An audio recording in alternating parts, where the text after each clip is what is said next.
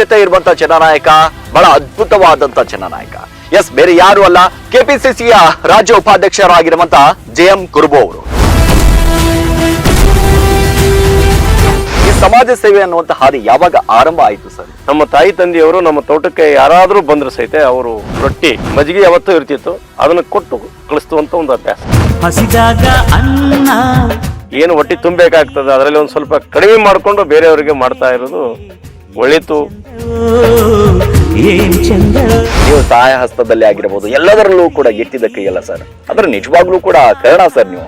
ಅವ್ರನ್ನ ಹೋಲಿಸುವಂತ ಇದು ನಮ್ಮಲ್ಲಿ ಇಲ್ಲ. ಒಂದು ಧೂಳಿನ ಸಮಾನ. ಕರ್ಣನಂತೆ ನೀದಾನಿಯಾದೆ ಇನ್ನೊಂದು ಜೀವಕ್ಕೆ ಆಧಾರವಾದೆ. ನಮ್ಮ ಕುಟುಂಬವೂ ಕೂಡ ಒಂದು ಹೆಸರನ್ನ ಮಾಡಬೇಕು ಅನ್ನುವಂತ ಛಲವನ್ನ ನಿಮ್ಮಲ್ಲಿ ಇತ್ತು. ಆ ಬೆಂಕಿ ಕಿಡಿ ಹೊತ್ತಿದ್ ಯಾವಾಗ ಸರ್ ಇದು? ದೀನದಲಿತರಿಗಾಗಿ ಕಣ್ಣೀರು ಒರೆಸುವಂತ ಜನರಿಗಾಗಿರುವಂತ ವಿಚಾರಗಳು ಇದ್ದಾಗ ನಾನು ಯಾಕೆ ಇದು ಮಾಡಬಾರ್ದು ಅಂತ ತಿಳ್ಕೊಂಡು ಅವತ್ತಿನ ದಿವಸ ಇಂದಿರಾ ಗಾಂಧಿ ಅವರು ಏನ್ ಚಿಕ್ಕಮಗಳೂರು ನಿಂತಿದ್ರು ಆ ಎಲೆಕ್ಷನ್ ನಲ್ಲಿ ನಾವು ಪರವಾಗಿ ನಿಂತ್ಕೊಂಡು ಇವಾಗ್ಲೂ ಕೂಡ ಬಹಳಷ್ಟು ಜನರಿಗೆ ಒಂದಿಷ್ಟು ಪರಿಚಯ ಆಗ್ತಿದ್ರಿ, ಒಂದಿಷ್ಟು ಬಡವರ ಬೆನ್ನೆಲುಬಾಗಿ ನಿಲ್ಬೇಕು ಅಂತ. ಆದ್ರೆ ಎಲ್ಲೋ ಒಂದು ಕಡೆ ಟಿಕೆಟ್ ಮಿಸ್ ಆಗುತ್ತೆ. This is very bad. ಸ್ವಾಭಾವಿಕವಾಗಿ ನೋವು ಆಗುತ್ತೆ. ಏನೇ ಆದ್ರೂ ಕೂಡ ಜನರಿಗಾಗಿ ಕೆಲಸ ಮಾಡಬೇಕು, ಜನಸೇವೆ ಮಾಡಬೇಕು. ಬಸವಣ್ಣವರ ತತ್ವವಾದರ ಮೇಲೆ ನಾನು ಕೆಲಸ ಸ್ಟಾರ್ಟ್ ಮಾಡಿದ್ವಿ. ಕಾಯಕವೇ ಕೈಲಾಸ. ಕಾಯಕವೇ ಕೈಲಾಸ ಅಂದರೂ ಬಸವ, ಅದರಂತೆ ನಡೆದರೂ ನಡೆದಾಡೋ ದೈವ. ಮಾಡೋದಕ್ಕಿಂತ ಟ್ರಾನ್ಸ್ಫರ್ ಜಾಸ್ತಿ ಆಗ್ಬಿಡುತ್ತೆ. ಕಾಂಗ್ರೆಸ್ ಪಕ್ಷದ MLAಗಳಿಗೆ ಅವ್ರಿಗೆ ಸಪೋರ್ಟ್ ಮಾಡ್ತಾರೆ. 2-3 ಸ್ಥಳದಲ್ಲಿ ನನಗೆ ಒತ್ತಾಯಪೂರ್ವಕವಾಗಿ ಟ್ರಾನ್ಸ್ಫರ್ ಮಾಡಿದ್ದು, ವರ್ಗಾವಣೆ ಆಗಿದ್ದು ಸತ್ಯ ಇದೆ. ಇನ್ನೊಂದು ಸರ್, ನಾನು ಕೇಳ್ಪಟ್ಟೆ CM ಸಿದ್ದರಾಮಯ್ಯನವರ ಬಹಳಷ್ಟು ಆಪ್ತರು ಅನ್ನುವಂಥದ್ದು. ಆ ಆಪ್ತ ಬಳಗದಲ್ಲಿ ಸಿಕ್ಕಾಪಟ್ಟೆ ಗುರುತಿಸಿಕೊಂಡಿದ್ದೀರಾ. ಬಟ್ ಅವ್ರ ವಿಚಾರಧಾರೆಗಳಿಗೆ ಮತ್ತು ಅವ್ರ ಹಾನೆಸ್ಟ್ ಪ್ರಾಮಾಣಿಕತೆ, ಸಾಮಾಜಿಕ ನ್ಯಾಯದ ಕಡೆ ಇದ್ದಾರೆ, ಎಲ್ಲಿ ಹೆದರಿಲ್ಲ ಅವರು. ನೋಡಿ, ಅವಾಗಿಂದ ಕೂಡ CM ಸಿದ್ದರಾಮಯ್ಯ ಅವರು ಅಂದ್ರೆ ಬಹಳಷ್ಟು ಪ್ರೀತಿ ಸರ್ ನನಗೆ. ಬಡಬಗ್ಗರ ಕಣ್ಣೀರು ಒರೆಸುವಂತ ವಿಚಾರದಲ್ಲ ಅಂತ ಯಾವ ಮನುಷ್ಯ ಯಾವ ಸಮಾಜದಾಗಿರ್ಲಿ ನಾ ಕಾಲಿಗೆ ಎರಗ್ತೀನಿ. ನಾ ಕಾಲಿಗೆ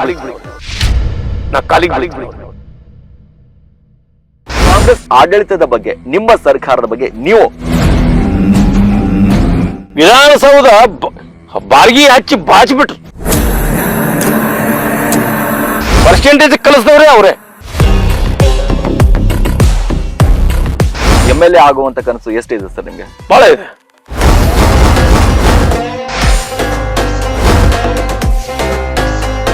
ಹೇಳೋದು ಜಯಪ್ಪ ಅವ್ರು ಎಲ್ಲಿ ಕಾಲಿಡ್ತಾರೆ, ಜಯ ಸಾಧಿಸಿದ್ದಾರೆ ಅನ್ನೋದು ಹೋಗಿ ನೀವು ಪರಿಶೀಲನೆ ಮಾಡಿ. ಯಾರು ಯಾವ ಪಕ್ಷದಾಗ ಇರ್ತಾರೆ ಇಂಪಾರ್ಟೆಂಟ್ ಅಲ್ಲ, ಯಾರು ಏನ್ ಕೆಲಸ ಮಾಡ್ತಾರದು ಇಂಪಾರ್ಟೆಂಟ್. ಯಾರು ಏನ್ ಕೆಲಸ ಮಾಡ್ತಾರದು ಇಂಪಾರ್ಟೆಂಟ್.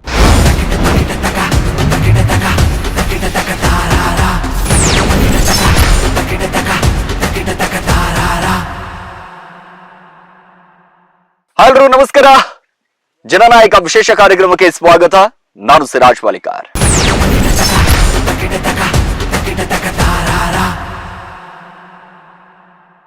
ಎಸ್, ಇವತ್ತು ನಮ್ಮ ಜೊತೆ ಇರುವಂತ ಜನನಾಯಕ ಬಹಳ ಅದ್ಭುತವಾದಂತ ಜನನಾಯಕ.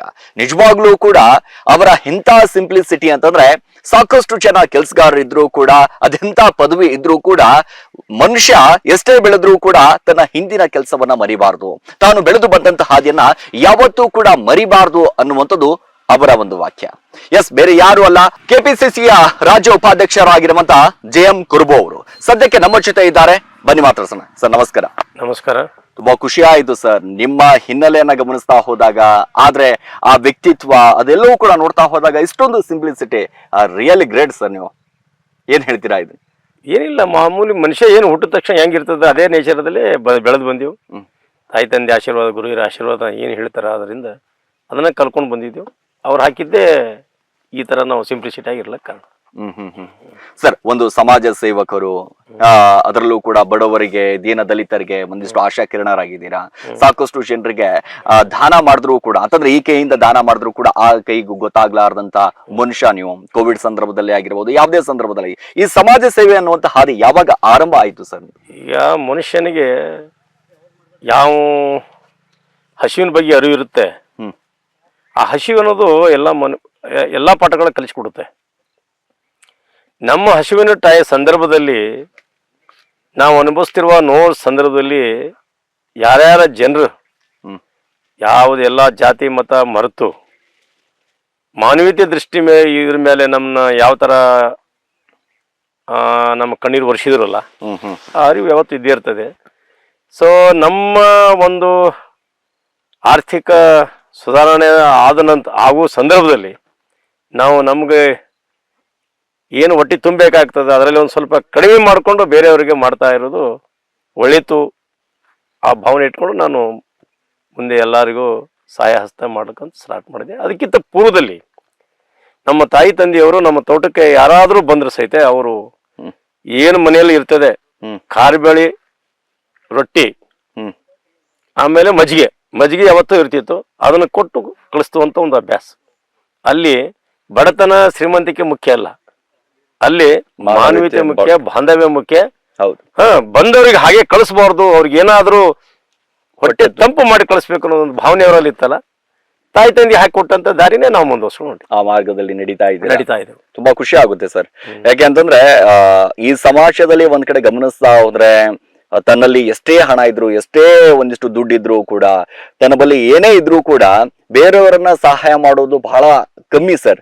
ಅದರಲ್ಲೂ ನೀವು ಸಹಾಯ ಹಸ್ತದಲ್ಲಿ ಆಗಿರ್ಬೋದು, ಎಲ್ಲದರಲ್ಲೂ ಕೂಡ ಎತ್ತಿದ ಕೈಯಲ್ಲ ಸರ್. ಅದ್ರ ನಿಜವಾಗ್ಲೂ ಕೂಡ ಕರ್ಣ ಸರ್ ನೀವು. ಅಲ್ಲ, ಆತರ ಕರ್ಣ ಅವ್ರಿಗೆ ಹೋಲಿಸಬಾರ್ದು. ಯಾಕಂದ್ರೆ ಅವ್ರನ್ನ ಹೋಲಿಸುವಂತ ಇದು ನಮ್ಮಲ್ಲಿ ಇಲ್ಲ. ನಾವು ಒಂದು ಧೂಳಿನ ಸಮಾನ. ಏನಪ್ಪ ಇಷ್ಟೇ, ಈಗ ಸದ್ಗುರು ಯಲ್ಲಾಲಿಂಗಮೂರ್ತಿ ಅವರು ಅವರು ಇಡೀ ಜೀವನವನ್ನೇ ತ್ಯಾಗ ಮಾಡಿ ಎಲ್ಲ ಸಾಮಾಜಿಕ ಅಭಿವೃದ್ಧಿ ಉದ್ಧಾರ ಸಲುವಾಗಿ ಅವರು ತಮ್ಮ ಪೀಠಕ್ಕೆ ಕೂತರು. ಹೌದು, ಒಬ್ಬ ದೇವರೇ ಅವ್ರ ಸಾಕ್ಷಾತ್ ದೇವರು. ಯಾಕೆ ಹೇಳ್ತೀನಿ ಅಂತಂದ್ರೆ, ಈಗ ನಮ್ಮ ಮನೆತನ ಅಭಿವೃದ್ಧಿ ಆಗ್ಬೇಕಾದ್ರೆ ಅವರೇ ಕಾರಣ. ನಮ್ಮ ತಾಯಿ, ನಮ್ಮ ಅಜ್ಜಿಯವರು ಎಲ್ಲ ಪರಮ ಭಕ್ತರು. ಯಲ್ಲಾಲಿಂಗ ಮಹಾರಾಜರು ಏನು ಕರ್ಜಿಗೆಲ್ಲ ಜಾತಿಯೊಳಗೆ ನಮ್ಮ ಅಪ್ಪವ್ರು ಕರ್ಕೊಂಡು ಹೋಗ್ಬಿಟ್ಟು ಅವ್ರಿಗೆ ದರ್ಶನ ಮಾಡುವಾಗ ನನಗೆ ಬೆನ್ನಲ್ಲಿ ಬೆತ್ತಿನಿಂದ ಹೊಡೆದ್ರು. ನಾ ಟೋಟೋ ಅಂತ ಹೊಯ್ಕೋತ ಹೊರಗೆ ಬಂದೆ. ಅದೇ ನನ್ನ ಆಶೀರ್ವಾದ. ಈ ಅಭಿವೃದ್ಧಿಗೆ ಏಳಿಗೆಗೆ ಅವರೇ ಕಾರಣ. ಬಹಳಷ್ಟು ಕೊಡು ಬಡತನದಲ್ಲಿ ಜನಿಸಿದಂತ ಒಬ್ಬ ನಾಯಕ. ನಾನೂ ಕೂಡ ಬೆಳಿಬೇಕು, ಸಮಾಜದಲ್ಲಿ ಒಂದು ಒಳ್ಳೆ ಕೆಲಸಗಳನ್ನ ಮಾಡಬೇಕು, ನಮ್ಮ ಕುಟುಂಬವೂ ಕೂಡ ಒಂದು ಹೆಸರನ್ನ ಮಾಡಬೇಕು ಅನ್ನುವಂತ ಛಲವನ್ನ ನಿಮ್ಮಲ್ಲಿ ಇತ್ತು. ಆ ಬೆಂಕಿ ಕಿಡಿ ಹೊತ್ತಿದ್ ಯಾವಾಗ ಸರ್ ಇದು? ಆಕ್ಚುಲಿ ಹೇಳ್ಬೇಕಾಗಿತ್ತು ಅಂತಂದ್ರೆ, ಮೂಲ ನಮ್ಮ ಏನಪ್ಪಾ ಅಂತಂದ್ರೆ ಮನಿತನ ಅಂದ್ರೆ ನಮ್ಮ ತಂದೆ, ನಮ್ಮ ದೊಡ್ಡಪ್ಪ, ನಮ್ಮ ಕಾಕ ಅವರು ಇರೋದಾಗ ಮನಿತನ. ನಮ್ಮ ಮುತ್ತೆ ಅವರು ಇಬ್ರು ಮುತ್ತೆ ಆದವರು, ಸಣ್ಣಪ್ಪ ಮತ್ತು ಜಯಪ್ಪ ಅಂತ ಹೇಳ್ಬಿಟ್ಟು. ಸಣ್ಣಪ್ಪ ಅವರು ಸ್ವಾಮ್ಯವಾದಿ, ಎಲ್ಲ ಒಕ್ಕಲ್ತನ ನೋಡ್ಕೊಂಡು ಹೋಗ್ತಿದ್ರು. 3 ಜನ ಮಕ್ಕಳು ಇಟ್ಕೊಂಡ್ಬಿಟ್ಟು, ಅಂದ್ರೆ ಮಲ್ಲಪ್ಪ, ನಾಗಪ್ಪ, ವಿಠಪ್ಪ ಅಂತ ಹೇಳಿ. ಆದ್ರೆ ಜಯಪ್ಪನವ್ರು ಏನಿದಾರಲ್ಲ, ಆದ್ರೆ ನನ್ನ ಹೆಸರು ಇಟ್ಟಿದ್ದಾರೆ ಜಯಪ್ಪ ಅಂತ ಹೇಳ್ಬಿಟ್ಟು. ಹೆಸರು ನನ್ನ ತಮ್ಮಗೆ ಸಣ್ಣಪ್ಪ ಅಂತ ಹೇಳಿದ್ದಾರೆ. ಜಯಪ್ಪನವ್ರು ಏನಿದಾರಲ್ಲ, ಅವ್ರು ಸಿಂಧೂರ್ ಲಕ್ಷ್ಮಣ ಅವರು ದೋಸ್ತರು, ಪೆಟ್ಟ ದೋಸ್ತರು ಇವರಿಬ್ರು. ಸ್ವತಂತ್ರ ಹೋರಾಟ ಇದರಲ್ಲಿ ಧುಮುಕಿದವರು ಅವರು. ಅನ್ಯಾಯ ವಿರುದ್ಧವಾಗಿ ಹೋರಾಟ ಮಾಡಿದವರು. ಸ್ವತಂತ್ರ ಹೋರಾಟದಲ್ಲಿ ಅಂದ್ರೆ ಕುಟುಂಬ ನಿಮ್ಮದು ತುಂಬಾ ಹಿನ್ನೆಲೆ ಇದೆ ಸರ್. ಬಹಳ ಹಿನ್ನೆಲೆ, ಬಹಳ ಶ್ರೀಮಂತವಾದ ಕುಟುಂಬ. ಆಕ್ಚುಲಿ ಹೇಳ್ಬೇಕು ಅಂತಂದ್ರೆ, ಆ 8 ನಮ್ದು ಇದು 120 ಎಕರೆ ಅವಾಗ ಸರ್ಕಾರ ಅಂದ್ರೆ ವಾಲಿಕಾರಿ ಮಾಡ್ತಿದ್ರು. ಆ ಸಂದರ್ಭದಲ್ಲಿ ಒಳೊಳೆ ಕೊಟ್ಟಂತ ಸರ್ಕಾರ 120 ಎಕರೆ ನಮ್ಗೆ ಲ್ಯಾಂಡು. ನಮ್ಮ ಕಾಕ ದೊಡ್ಡಪ್ಪರು ಎಲ್ಲ ಸರಿಯಾದ ರೀತಿಯಲ್ಲಿ ಶ್ರೀಮಂತಿಕೆ ಚೆನ್ನಾಗಿತ್ತು. ಅದು ಕ್ರಮೇಣವಾಗಿ ಸ್ವತಂತ್ರ ಸಿಕ್ತು. ನೆಕ್ಸ್ಟ್ ಇವರು ಮಾಡ್ತಾ ಹಿಂಗೆ ಕೆಲವೊಂದು ಇರ್ತಾವಲ್ಲ. ಹೌದು, ಈಗ ಸರಿಯಾದ ಮನೆತನ ನಡೆದಂತದ್ದು ಏನಾದ್ರು ಮಾಡಿ ಆಟ ತಂದ್ಬಿಟ್ಟು ಅದನ್ನ ಡೌನ್ ಮಾಡ್ಬೇಕನ್ನೋದು ಒಂದು ಇರ್ತದೆ. ಕಾಲೆಳೆಯುವಂತ ವ್ಯವಸ್ಥೆ ಎಲ್ಲ ಕಡೆ ಇರುತ್ತೆ. ಆ ತರ ಸಂದರ್ಭದಲ್ಲಿ ಇವರು ಅವಿದ್ಯಾವಂತಿರೋದ್ರಿಂದ ಸ್ವಲ್ಪ ಸತ್ಯಕ್ಕಾಗಿ ನ್ಯಾಯಕ್ಕಾಗಿ ಹೋರಾಟ ಮಾಡುವಾಗ ಯಾರದೋ ಒಂದು ಸತ್ಯಕ್ಕೆ ಪರವಾಗಿ ಹೋರಾಟ ಮಾಡಕ್ ಹೋಗಿ ಇವರು ಸಂಸಾರ ಹಾಳು ಮಾಡ್ಕೊಂಡ್ರು. ಏನೋ ಮಾಡೋದಾಗ ಏನೇನೋ ಹೆಚ್ಚು ಕಡಿಮೆ ಆಗ್ಬಿಟ್ಟು ಪೊಲೀಸು ಕಚೇರಿ ಕೇಸ ಎಲ್ಲ ಆಗ್ಬಿಟ್ಟು ಇದ್ದಂತ ದನಕರುಗಳನ್ನು ಮಾರ್ಕೊಳ್ಳೋದಾಗ್ಲಿ, ಆಸ್ತಿಗಳು ಕಡಿಮೆ ಆಗಲಿ, ಕ್ರಮೇಣ ಕುಂಠಿತ ಹೋಯ್ತು, ಕ್ಷಣಿಕ್ತಾ ಹೋಯ್ತು.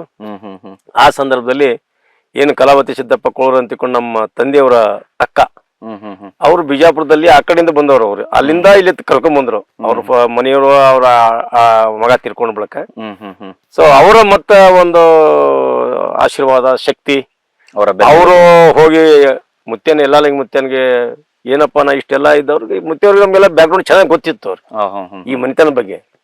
ಸೊ ಅವಾಗ ಅವರ ಒಂದು ಆಶೀರ್ವಾದ ಪಡ್ಕೊಂಡು ನಮ್ಮ ಅಪ್ಪ ಅವ್ರು ಹೇಳಿದ್ ಒಂದು ಬಿಳಿ ಎಮ್ಮಿ ತೆಗೆದುಕೊಂಡು ನೀವು ಸಂಸಾರ ಸ್ಟಾರ್ಟ್ ಮಾಡಿ ಅಂತ, ಅಚ್ಚಿ ಬಿಳಿ ಇರ್ಬೇಕು ಅಂತ.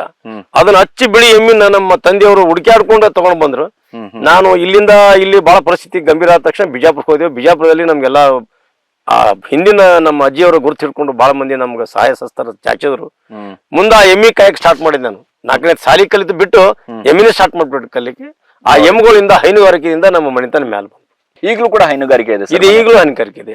ನೋಡಿದ್ರಲ್ಲ ಡೈರಿ ನೋಡಿದ್ರಲ್ಲ, ಈಗಲೂ ಹೈನುಗಾರಿಕೆ ಇದೆ. ಎಷ್ಟು ಲೀಟರ್ ಆಗುತ್ತೆ ಸರ್ ಡೈಲಿ ಹಾಲು? ದೇವಲಿ ಸುಮಾರು 500 ಲೀಟರ್ 600 ಲೀಟರ್ ದಿನ ಹಾಲು ಮಾಡ್ತೀವಿ. ದೊಡ್ಡ ಮನೆತನ ಸರ್, ಹಾಲು ಮನೆತನ ನಿಮ್ದು. ಹೌದು, ಹಾಲು ಮತ ಅನ್ನುವಂತ ಲೆಕ್ಕಾಚಾರದಲ್ಲೂ ಕೂಡ ಅಂತಂದ್ರೆ ನಿಜವಾಗ್ಲೂ ಕೂಡ ಖುಷಿ ಆಗುತ್ತೆ ಸರ್ ಆ ಮನೆತನದಲ್ಲಿ. ಹಾಲು ಮತದವ್ರೆಲ್ಲ ಹಾಲು ಮನೆತನ. ಸರ್ ಒಂದ್ ಕಡೆ ಗಮನಿಸ್ತಾ ಹೋದ್ರೆ ಸಿಎಂ ಸಿದ್ದರಾಮಯ್ಯನವರ ಬಹಳಷ್ಟು ಆಪ್ತರು, ಅದರಲ್ಲೂ ಕೂಡ 2023 ಕಾನ್ಸ್ಟಿಟ್ಯೂನ್ಸಿಯಲ್ಲಿ ಒಂದ್ ಕಡೆ ಅಫ್ಜಲ್ಪುರ್ ಕಾನ್ಸ್ಟಿಟ್ಯೂನ್ಸಿಯಲ್ಲಿ ನೀವು ಕೂಡ ಕಣಕ್ಕಿಳಿತೀರಾ, ಸಮಾಜ ಸೇವೆ ಮಾಡ್ಬೇಕು. ಯಾಕಂದ್ರೆ ಅಧಿಕಾರ ಇಲ್ಲದಿದ್ರೂ ಕೂಡ ಸಮಾಜ ಸೇವೆ ಮಾಡಿದ್ದೀರಾ. ಅಧಿಕಾರದಲ್ಲಿ ಇದ್ಕೊಂಡು ಒಂದಿಷ್ಟು ಸಮಾಜ ಸೇವೆ ಮಾಡೋದಿದೆಯಲ್ಲ, ನಿಜವಾಗ್ಲೂ ಕೂಡ ಬಹಳಷ್ಟು ಜನರಿಗೆ ಒಂದಿಷ್ಟು ಪರಿಚಯ ಆಗ್ತಿದ್ರಿ, ಒಂದಿಷ್ಟು ಬಡವರ ಬೆನ್ನೆಲುಬಾಗಿ ನಿಲ್ಬೇಕು ಅಂತ. ಆದ್ರೆ ಎಲ್ಲೋ ಒಂದು ಕಡೆ ಟಿಕೆಟ್ ಮಿಸ್ ಆಗುತ್ತೆ. ಆ ಸಂದರ್ಭದಲ್ಲಿ ಇದ್ದಂತ ಕ್ಷಣ ಹೇಗಿತ್ತು ಅಂತ? ಸ್ವಾಭಾವಿಕವಾಗಿ ನೋವು ಆಗುತ್ತೆ. ಬಟ್ ಆದ್ರೂ ಹೈಕಮಾಂಡ್ ನಮ್ಮ ತೀರ್ಮಾನ, ಹೈಕಮಾಂಡ್ ಇವತ್ತು ಏನು ನಮ್ಮ 2ನೇ ಅಂಬೇಡ್ಕರ್ ಸಾಹೇಬ್ರು ಅಂತ ನಾವು ಕರಿತೀವಿ ಇವತ್ತಿನ ದಿವಸ. ನಮ್ಮ ಕಾಂಗ್ರೆಸ್ ಪಕ್ಷದ ರಾಷ್ಟ್ರೀಯ ಅಧ್ಯಕ್ಷರಾದಂತ ಮಲ್ಲಿಕಾರ್ಜುನ ಖರ್ಗೆಜಿ ಸಾಹೇಬರು, ಅವ್ರ ಅಪಾರ ಕೊಡುಗೆ ಇದೆ. ಅವ್ರ ತ್ಯಾಗ, ಅವರ ಜೀವನ ಶೈಲಿ ಅವೆಲ್ಲ ಕಂಪೇರ್ ಮಾಡಿದಾಗ ನಾವ್ ಯಾವ ಲೆಕ್ಕಕ್ಕ? ಅವ್ರಿಗೆ ಎಷ್ಟು ನೋವುಗಳು ಅನುಭವಿಸಿದ್ದಾರೆ, ಆ ನೋವುಗಳ ಮುಂದೆ ನಾವ್ ಯಾವ ಲೆಕ್ಕ? ಹೌದಾ? ಅವರು ಎಲ್ಲ 371J ಆರ್ಟಿಕಲ್ಸ್ ಇಲ್ಲಿ ನಮ್ಮ ಕಲ್ಯಾಣ ಕರ್ನಾಟಕ ತಂದು ದೊಡ್ಡ ಒಂದು ಏನಪ್ಪಾ ಅಂದ್ರೆ ಈ ಜನರಿಗೆ ಒಂದು ದೊಡ್ಡ ಕೊಡುಗೆ ಕೊಟ್ಟಿದ್ದಾರೆ. ಮತ್ತೆ ಅದೇ ತರ ಅವರು ಚಿರಂಜೀವಿ ಸಹಿತ ಇವತ್ತಿನ ದಿವಸ ಮುಂದಿನ ಒಂದು ಮುಖ್ಯಮಂತ್ರಿ ಹುದ್ದೆ ಇರುವಂತ ಒಂದು ಪ್ರತಿಭಾವಂತರಾಗಿ ಹೊರಹೊಮ್ಮಿದ್ದಾರೆ ಕ್ಯಾಂಡಿಡೇಟ್. ಅವರೆಲ್ಲರೂ ಸೇರ್ಕೊಂಡು ಇದೊಂದ್ಸಲ ಇದು ಇರ್ಲಪ್ಪ, ಮುಂದಿನ ಸಲ ನೋಡೋಣ, ನಿನ್ಗೆ ಏನಾರ ಮಾಡ್ತೀವಿ, ಇಲ್ಲ ನೀವು ಎಮ್ಮೋ ಪಡ್ಲಿ ಬೆನ್ನತ್ತಿ ಕಾರಿಸಿ ತಗೊಂಬರ್ರಿ, ಹಿರಿಯರದಾರೆ ಇದೊಂದೆಲ್ಲ ಕೊನೆ ಇದು ಅಂತಂದಾಗ ಮತ್ತೆ ಅನಿವಾರ್ಯ ಕೇಳ್ಬೇಕಾಗತ್ತಲ್ಲ. ಪಾರ್ಟಿ ಅಂತಂದ್ರೆ ಹೈಕಮಾಂಡ್ ಪಕ್ಷ ಶಿಸ್ತಿನ ನಾವು ಪಾಲನೆ ಮಾಡ್ಬೇಕಲ್ಲ. ಸೊ ಅದಕ್ಕೆ ಪಾಲನೆ ಮಾಡಿದ್ರೆ ಸ್ವಲ್ಪ ನಾರಾಜ್ ಆಯ್ತು. ಸೊ ಆಯ್ತು ಬಿಡು, ಮುಂದಿನ ದಿನಮಾನದಲ್ಲಿ ಏನಾದ್ರು ಅಂದ್ರೆ ಆ ಪ್ರಚಾರಕ್ಕೆ ನೋಡಿದಂತ ಸಂದರ್ಭದಲ್ಲಿ ಸಿಕ್ಕಿರುವಂತ ಬೆಂಬಲ ನೋಡ್ತಾ ಹೋದಾಗ ಜನರು ಆ ಪ್ರೀತಿಯನ್ನ ತೋರಿಸುವಂತ ಕೆಲಸ ಮಾಡ್ತಾ ಇದ್ರು. ನಿಜವಾಗ್ಲೂ ಕೂಡ ಟಿಕೆಟ್ ಸಿಕ್ಕಿದ್ರೆ ಆ ಗೆಲುವು ಇಲ್ಲಿವರೆಗೂ ಕೂಡ ಬಂದು ನಿಲ್ತಿತ್ತು. ಏನಾಗ್ತಿತ್ತು ಅಂತಂದ್ರೆ ಟಿಕೆಟ್ ಸಿಕ್ಕಿದ್ರೆ ಗೆಲುವು ಗ್ಯಾರಂಟಿ ಇತ್ತು, ಅದು ಲೀಡಿಂದ ಗೆದ್ದಿತ್ತು. ಅಷ್ಟು ಜನರ ನಮ್ಮ ಒಂದು ಕಾರ್ಯ ಚಟುವಟಿಕೆಗಳನ್ನ ಒಪ್ಕೊಂಡಿದ್ರು. ಯಾಕಂದ್ರೆ ಫಸ್ಟ್ ನಮ್ಮ ಮಾಷಾಳ ಗ್ರಾಮಕ್ಕೆ ಬರಗಾಲ ಪರಿಸ್ಥಿತಿ ಬಿದ್ದಾಗ ನೀರು ಸುಮಾರು 3-4 ತಿಂಗಳ ನೀರು, ನಾವು ಅವ್ರಿಗೆ ಅಲ್ಲಿ ನೀರೆಲ್ಲ ಜನರಿಗೆ ನೀರಿನ ವ್ಯವಸ್ಥೆ ಮಾಡಿ ಅವ್ರಿಗೆ ಆ ಸಂದರ್ಭದಲ್ಲಿ ಅವ್ರದ್ದು ಬಾಯಾರಿಕೆನ ತೀರಿಸಿದೆವು. ಅವ್ರ ಕುಂದ್ರಗಳನ್ನ ನಿವಾರಣೆ ಮಾಡಿದಾಗ ಅವ್ರು ನಮ್ಗೆ ಮರಿಲಿಲ್ಲ. ನಮ್ದೇ ನನ್ಗೇನೋ ಹೊಸದಾಗಿ ಬಂದವ್ ನಾನು, ನನ್ಗೆ 28ರಾಗ 20 ಪಂಚಾಯತಿ ಆರಿಸಿ ಕಳಿಸಿದ್ರು ಅವರು, ನನ್ಗೆ ಬೆಂಬಲ ಹಚ್ಚಿದ್ರು ಜನ. ಅದೇ ಇದರಲ್ಲಿ ಮುಂದೆ ಕರೋನಾ ಬಂತು. ಕರೋನಾ ಬಂದಾಗ ಜನರಿಗೆ ತೊಂದರೆ ಭಾಳ ಇತ್ತು. ಅವಾಗ ಹಣ ಸಹಾಯಸ್ತ hospital 2 ambulance ಬಿಟ್ಟಿನಿ.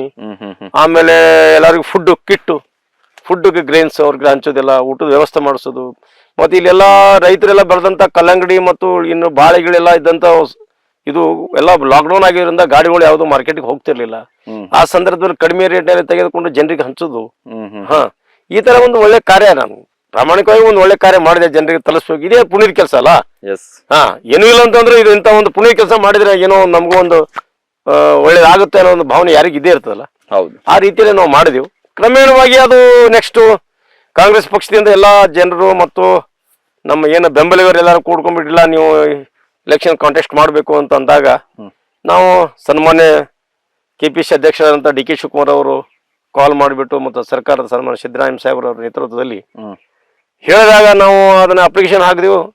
District Congress committee recommend ಮಾಡಿ ಕಳಿಸಿದ್ರು ಸ್ಟೇಟ್ನಲ್ಲಿನೂ ನಮ್ದು ಸರ್ವೆ ಮಾಡಿಸಿದ್ರು. AICದಿಂದ ಸರ್ವೆದಲ್ಲಿ ಕೂತು ಮತ್ತು ಪ್ರತ್ಯೇಕವಾಗಿ DK ಶಿವಕುಮಾರ್ ಅವರು ಪಾರ್ಟಿಯಿಂದ ಅವರು ಸಪ್ರೇಟಾಗಿ ವೈಯಕ್ತಿಕವಾಗಿ ಸರ್ವೆ ಮಾಡೋದು, ಅದರಲ್ಲಿ ನಾನು ಫಿಟ್ ಆಗಿದೆ. ಬಟ್ ಆದ್ರೆ ಇಷ್ಟೇ ಇಲ್ಲ, ನಮ್ಮ ಎಮ್.ಒ. ಪಡೇಸ್ ಅವರು ಹಿರಿಯ ಮುತ್ಸದ್ದಿ ರಾಜಕಾರಣಿ. ಹೌದು, ಸೊ ಅದಕ್ಕೆ ಎಲ್ಲರೂ ಕೂಡಿ ಇಲ್ಲ ಇದೊಂದ್ಸಲ ಅವ್ರು ನಿಂದಲಿ ಅಂತಂದಾಗ ನಾವು ಆಯ್ತು ಬಿಟ್ಟು ತಾವು ಹೆಂಗೆ ಹೇಳ್ತೀರಿ ಹಂಗೆ ಅಂದ್ಬಿಟ್ಟು ನಾವು ಪಾರ್ಟಿ ಶಿಸ್ತಿನ ಸಿಪಾಯಿಯಾಗಿ ಅವ್ರಿಗೆ ಕೆಲಸ ಮಾಡಿ ಅವ್ರಿಗೆ ಆರಿಸಿ ತರುವಲ್ಲಿ ನಾವು ಯಶಸ್ವಿ. ಈಗ ರಾಜಕೀಯಕ್ಕೆ ಬರಬೇಕು, ನಾನು ಕೂಡ ಸಮಾಜ ಸೇವೆ ಮಾಡಬೇಕು ಅಂತಂದ್ರೆ ಈ ರಾಜಕೀಯ ಹುಟ್ಟಿದ್ ಯಾವಾಗ ಅಂತ ನಿಮ್ಗೆ? ಏನು ಶ್ರೀಮತಿ ಇಂದಿರಾ ಗಾಂಧಿ ಅವರು ಅವರು ಸೋಲನ್ನು ಅನುಭವಿಸ್ಬಿಟ್ಟು ಮರಳಿ ಚಿಕ್ಕಮಂಗ್ಳೂರ್ಕ ವೀರೇಂದ್ರ ಪಾಟೀಲ್ ಅವರು ಎದುರುಗಡೆ ನಿಂತ್ಕೊಳ್ತಾರೆ ಕಾಂಗ್ರೆಸ್ನಲ್ಲಿ.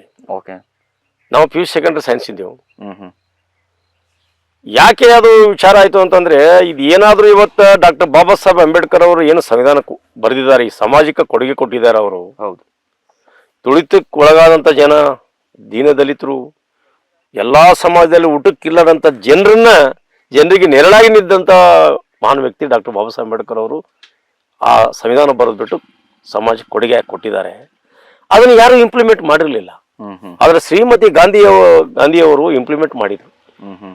ಸಾಮಾಜಿಕ ನ್ಯಾಯ ಕೊಡಲೇ ಮುಂದೆ ಬಂದಾಗ ಸನ್ಮಾನ್ಯ ದಿವಂಗತ ದೇವರಾಜ ಅರಸು ಇವತ್ತು ನಾವು ನೆನೆಸಲೇಬೇಕು. ಹೌದು, ಇವತ್ತೇನಾದ್ರೂ ಅನ್ನ ತಿಂತೇವಂತ ಅವರು ಇದರ ಪಾತ್ರಧಾರಿ. ನಾವು ಈಗೇನು ಅನ್ನ ತಿಂತೇವಲ್ಲ ಅವರು ನಮ್ಮ ದೇವರೇ ಅಂತ ಅನ್ಕೋಬೇಕು. ಯಾಕಂತಂದ್ರೆ ಹವನೂರು ವರದಿ ಒಂದು ಸಮಿತಿ ನೇಮಕ ಮಾಡಿಬಿಟ್ಟು ಹವನೂರು ವರದಿ ಜಾರಿಗೆ ತರದ ಮುಖಾಂತರ ನಮ್ಗೆ ಫಸ್ಟ್ ಹಾಸ್ಟೆಲ್ ಸ್ಟಾರ್ಟ್ ಮಾಡಿದ್ರು. ಹೌದು, ಹಾಸ್ಟೆಲ್ ಸಿಕ್ತು ನನಗೆ ಊಟಕ್ಕೆ, ಹಿಂದುಳಿದ ವರ್ಗದವರಿಗೆ. ಹಾಸ್ಟೆಲ್ ಸಿಕ್ತು, ಸೈನ್ಸ್ ಓದಿದೆ, ನೆಕ್ಸ್ಟ್ ಸೈನ್ಸ್ ಎಲ್ಲ ಫೀಸ್ ಕಡಿಮೆ ಆಯ್ತು.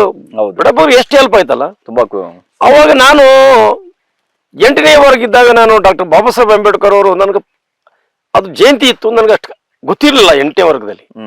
ಅವರೆಲ್ಲ ನಾನು ಫ್ರೆಂಡ್ ಸರ್ಕಲ್ ಎಲ್ಲ ನೋಡ್ಕೊಂಡು ಅವ್ರ ಫ್ರೆಂಡ್ ಸರ್ಕಲ್ ಇತ್ತು, ಎಲ್ಲರೂ ಕೂಡ ಓದೆವು. ಆ ನಂತರ ಏನಿದು ಜಯಂತ್ಯೋತ್ಸವ ಮಾಡ್ತಾರ, ಪ್ರೊಸೆಷನ್ ಮಾಡಿದ್ರು, ಏನಿದ್ರು ಅಂತ ತಿಳ್ಕೊಂಡು ಸ್ವಲ್ಪ ಪುಸ್ತಕ ಓದ್ಲಿಕ್ಕೆ ಪ್ರಯತ್ನ ಮಾಡಿದೆ. ನನಗೆ ಅವಾಗ ತಿಳಿತು. ಅದಕ್ಕೆ ನಾನು ಸಂವಿಧಾನದ ಶಿಲ್ಪಿ ಡಾಕ್ಟರ್ ಬಾಬಾ ಸಾಹೇಬ್ ಅಂಬೇಡ್ಕರ್ ಅವರ ವಿಚಾರಧಾರೆಗಳು, ಅವರ ಅಳವಡಿಕೆಗಳನ್ನ ಮಾಡ್ಕೋಬೇಕು. ಮಹಾತ್ಮ ಜ್ಯೋತಿರಾವ್ ಫುಲೆ ಅವರ ಅಳವಡಿಕೆಗಳನ್ನ ಮಾಡ್ಕೋಬೇಕು, ಶಾಹು ಮಹಾರಾಜ್ ಅವರ ಅಳವಡಿಕೆಗಳನ್ನು ಮಾಡ್ಕೋಬೇಕು. ಇಂಥ ಅನೇಕ ವಿವೇಕಾನಂದ ಇಂಥ ಅನೇಕ ವಿದ್ವಾಂಸರು ಬರೆದಂತ ಗ್ರಂಥಗಳನ್ನ ಈ ಸಾಮಾಜಿಕ ಅಣ್ಣ ಬಸವಣ್ಣವರ ವಿಚಾರಧಾರೆಗಳನ್ನು 12ನೇ ಶತಮಾನದಲ್ಲಿ ಅವರು ಮಾಡಿದಂತ ಕಾರ್ಯಗಳನ್ನ ನಮ್ಮ ಮನಸ್ಸಿಗೆ ನಾಟುತ್ತೆ. ಇವೆಲ್ಲ ವಿಚಾರ ಇಟ್ಕೊಂಡ್ಬಿಟ್ಟು ಇವೆಲ್ಲ ಇರೋದೆಲ್ಲ ಸಮಾಜಕ್ಕಾಗಿ, ಒಳಿತಕ್ಕಾಗಿ, ಹೌದು, ದೀನದಲಿತರಿಗಾಗಿ, ಕಣ್ಣೀರು ಒರೆಸುವಂತ ಜನರಿಗಾಗಿರುವಂತ ವಿಚಾರಗಳು ಇದ್ದಾಗ ನಾನು ಯಾಕೆ ಇದು ಮಾಡಬಾರ್ದು ಅಂತ ತಿಳ್ಕೊಂಡು ಅವತ್ತಿನ ದಿವಸ ಇಂದಿರಾ ಗಾಂಧಿ ಅವರು ಏನ್ ಚಿಕ್ಕಮಗಳೂರು ನಿಂತಿದ್ರು ಆ ಇಲೆಕ್ಷನ್ ನಲ್ಲಿ ನಾವು ಪರವಾಗಿ ನಿಂತ್ಕೊಂಡು ಇಲೆಕ್ಷನ್ ಮಾಡಿದ್ದು. ಅವತ್ತಿನಿಂದ ನಾವು ಕಾಂಗ್ರೆಸ್ ಇಂದ ನಮ್ದು ರಾಜಕೀಯ ಬಟ್ ವಿದ್ಯಾಭ್ಯಾಸ ಮುಖ್ಯ. ಹೌದು, ನಾನು ಸ್ಟ್ಯಾಂಡ್ ಆಗ್ಬೇಕು, ಫುಲ್ ಪ್ಲೇಸ್ ರಾಜಕೀಯ ಮಾಡಕ್ ಆಗೋದಿಲ್ಲ. ಹೌದಾ, ಬಟ್ ಆದ್ರೆ ನಾನು ಫಾಲೋವರ್ ಆಗಿ, ಫ್ಯಾನ್ ಆಗಿ ನಾನು ಹೊರದೊಂಬದೆ ಮುಂದೆ ನೌಕರಿ ಎತ್ತು. ನೌಕರಿ ಎದ್ದ ತಕ್ಷಣ ಮೊದಲು ನಾವು ಕುಟುಂಬಗಳನ್ನೆಲ್ಲ ಸೆಟೇಟ್ ಮಾಡ್ಬೇಕು.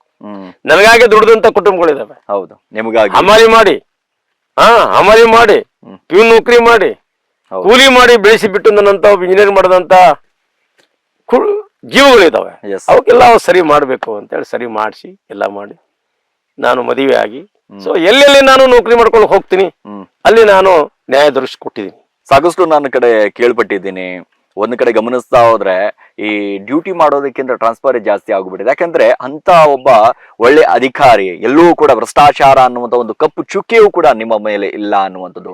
ನಿಜವಾಗ್ಲೂ ಕೂಡ ಏನೇ ಆದ್ರೂ ಕೂಡ ಜನರಿಗಾಗಿ ಕೆಲಸ ಮಾಡಬೇಕು, ಜನಸೇವೆ ಮಾಡಬೇಕು, ಸರ್ಕಾರದ ಕೆಲಸ ದೇವರ ಕೆಲಸ ಅನ್ಕೊಂಡು ರೂಢಿಸಿಕೊಂಡು ಜೀವನ ಮಾಡ್ತುವಂತ ವ್ಯಕ್ತಿ ಅಂತ. ಸರ್, ಇದು ನೀವು ಹೇಳಿದ ಸತ್ಯ. ಇದಕ್ಕೊಂದು 2 ನಾನು ಎಕ್ಸಾಂಪಲ್ ಕೊಡೋದ್ ಮುಖಾಂತರ ನಾನು ತಿಳಿಸಕ್ಕೆ ಇಷ್ಟಪಡ್ತೀನಿ. ನೌಕರಿ ಸೇರಿದ ತಕ್ಷಣ ಬಸವಣ್ಣವರ ತತ್ವ ಆಧಾರದ ಮೇಲೆ ನಾನು ಕೆಲಸ ಸ್ಟಾರ್ಟ್ ಮಾಡಿದ್ವಿ. ಕಾಯಕವೇ ಕೈಲಾಸ. ಹೌದು, ನಾನು ಕಾಯಕ ಮಾಡೋದು ಅಷ್ಟೇ. ಅದ್ರ ರಿಟರ್ನ್ ಏನು ಯಾವ ತರ ಬರುತ್ತೆ, ಎಷ್ಟು ಬರುತ್ತೆ ಅದ್ರ ಹೋಗ್ಲಿಲ್ಲ. ನಾನು ಬೇಕಾದಷ್ಟಿದೆ. ಇಲಾಖೆನೂ ಒಳ್ಳೆ ಇಲಾಖೆ, ನನಗೆ ಅನ್ನ ಕೊಟ್ಟಿದ್ದು ಇವತ್ತು ನಾನು ಮರೆಯಂಗಿಲ್ಲ. ಬಟ್ ನಂದು ಟ್ಯಾಲೆಂಟೆಡ್ ಇದೆ. ಹೌದು, ವರ್ಕಿಂಗ್ ಕೆಪಾಸಿಟಿ ಇದೆ. ಡೇ ಅಂಡ್ ನೈಟ್ ವರ್ಕ್ ಮಾಡುವಂತ ಅಭಿರುಚಿ ಉಳ್ಳುವಂತ ವ್ಯಕ್ತಿ ನಾನು. That bachelor. ಸೊ ಅಂತ ಸಂದರ್ಭದಲ್ಲಿ ನಮ್ಗೆ ಒಂದು ಉದಾಹರಣೆ ಹೇಳೋದಾದ್ರೆ, ಒಂದು 100 ಮೀಟರ್ ಕಾಂಕ್ರೀಟ್ ರಸ್ತೆ ಇತ್ತು ಅಂತಂದ್ರೆ ಆ ಓಣಿಯಲ್ಲಿ ಜನರಿಗೆ ನಮ್ಮ ಅಂದಾಜು ಪತ್ರಿಕೆದಲ್ಲಿ 100 ಮೀಟರ್ ಇರುತ್ತೆ. ಇಲ್ಲಪ್ಪ ಸ್ವಲ್ಪ ಅಗಲ ಜಾಸ್ತಿ ಮಾಡಬೇಕು, ನಮ್ದು 3 ಮೀಟರ್ ಇದ್ರು ಸಹಿತ ಅಲ್ಲಿ ಒಂದಿನೋ 3.5 ಮೀಟರ್ ಕೇಳ್ತಾರೆ, ಇನ್ನೊಂದು ಮೀಟರ್ ಉದ್ದ ಜಾಸ್ತಿ ಕೇಳ್ತಾರೆ. ಹೌದು, ಅದು ಎಸೆನ್ಸಿಯಲ್ಸ್ ಇರ್ತದೆ. ಅವಾಗ ನಾವು ಇಲ್ಲ ಅಂತ ಬರಕ್ಕಲ್ಲ, ಮಾಡ್ಲೇಬೇಕು.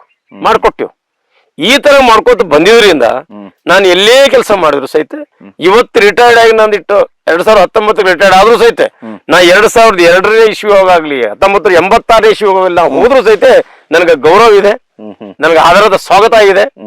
ನೀವು ಬೇಕಾದ್ರೆ ಹೋಗಿ, ಚಿತ್ರದುರ್ಗ ಹೋಗಿ, ಮೈಸೂರು ಹೋಗಿ, ಕೊಪ್ಪಳ ಹೋಗ್ರಿ, ಜಮಖಂಡಿ ಹೋಗ್ರಿ, ದೆನ್ ರಾಯಚೂರು ಹೋಗ್ರಿ, ಎಲ್ಲಿ ಹೋದ್ರೂ ಸಹಿತ ನನಗೆ ಒಳ್ಳೇದಿದೆ. ಬಟ್ ಆದ್ರೆ ಕೆಲವೊಂದು ಸಂದರ್ಭದಲ್ಲಿ ಇವರು ಕಾಂಗ್ರೆಸ್ ಪಕ್ಷದ MLAಗಳಿಗೆ ಅವ್ರಿಗೆ ಸಪೋರ್ಟ್ ಮಾಡ್ತಾರೆ, ಬೇರೆಯವರು ಇದು ಮಾಡ್ತಾರೆ, ಹಾಂಗ್ ಮಾಡ್ತಾರೆ ಅಂತ ಒಂದು ಯಾವಾಗಲೂ ಇದೇ ಇರ್ತಾವಲ್ಲ. ಇದ್ದಾಗ ಅಂತ ಸಂದರ್ಭದಲ್ಲಿ 2-3 ಸ್ಥಳದಲ್ಲಿ ನನಗೆ ಒತ್ತಾಯ ಪೂರ್ವಕವಾಗಿ ಟ್ರಾನ್ಸ್ಫರ್ ಮಾಡಿದ್ದು, ವರ್ಗಾವಣೆ ಆಗಿದ್ದು ಸತ್ಯ ಇದೆ. ಬಟ್ ಅಂಥದಕ್ಕೆ ಯಾವ್ದಕ್ಕೂ ಎದೆಗುಂದಿಲ್ಲ. ಬಿಕಾಸ್ ನನಗೆ ಎಷ್ಟು ಖುಷಿ ಇದೆ ಅಂತಂದ್ರೆ, ಇವತ್ತಿನ ದಿವಸ ನೋಡಿ, ರಾಜ್ಯ ನೀತಿ ಏನ್ ರಾಜಕೀಯ ಒಂದು ವ್ಯವಸ್ಥೆ ಜೊತೆ ನಮ್ಮ ಏನ್ ಇವತ್ತು IAS IPS ಆಫೀಸರ್ಸ್ ಇದ್ದಾರೆ ಇವತ್ತು, ಓಕೆ, ಬಹಳ ಇಂಪಾರ್ಟೆಂಟ್ ರೂಲ್ ಇದೆ ಈ ನಮ್ಮ ಯಾವುದೇ ಒಂದು ರಾಜ್ಯ ದೇಶ ಸುಧಾರಣೆ ಆಗಬೇಕಾಗಿತ್ತು ಅಂದ್ರೆ. ಅದನ್ನ ನಾನು ಬಹಳ ನೆನೆಸ್ಕೊಳ್ತೀನಿ. ಯಾಕಂದ್ರೆ ನನ್ನ ಕೈಯಲ್ಲಿ 100% ಪ್ರಾಮಾಣಿಕವಾಗಿ ಕೆಲಸ ಮಾಡದಿದ್ರು ಸಹಿತ ಮಾಡೋರದು ಯಾರು ಒಳ್ಳೆಯವರು 100% ಪ್ರಾಮಾಣಿಕ ಇರ್ತಾರ, ಅವ್ರು ಹೇಳಿದ ಕೇಳಿ ಮನಸ್ಸು ಮಾಡಿಸೋದು ಬಹಳ ಖುಷಿ ಆಗುತ್ತಲ್ಲ. ನನ್ನ ಕೈಲಿ ಮಾಡಕ್ಕಾಗಲಿಲ್ಲ, ಇನ್ನೊಬ್ರು ಮಾಡಿದ್ದಾರೆ, ನಾನು ಅವ್ರ ಉಪಯೋಗ ಮಾಡ್ಕೋಬೇಕಲ್ಲ.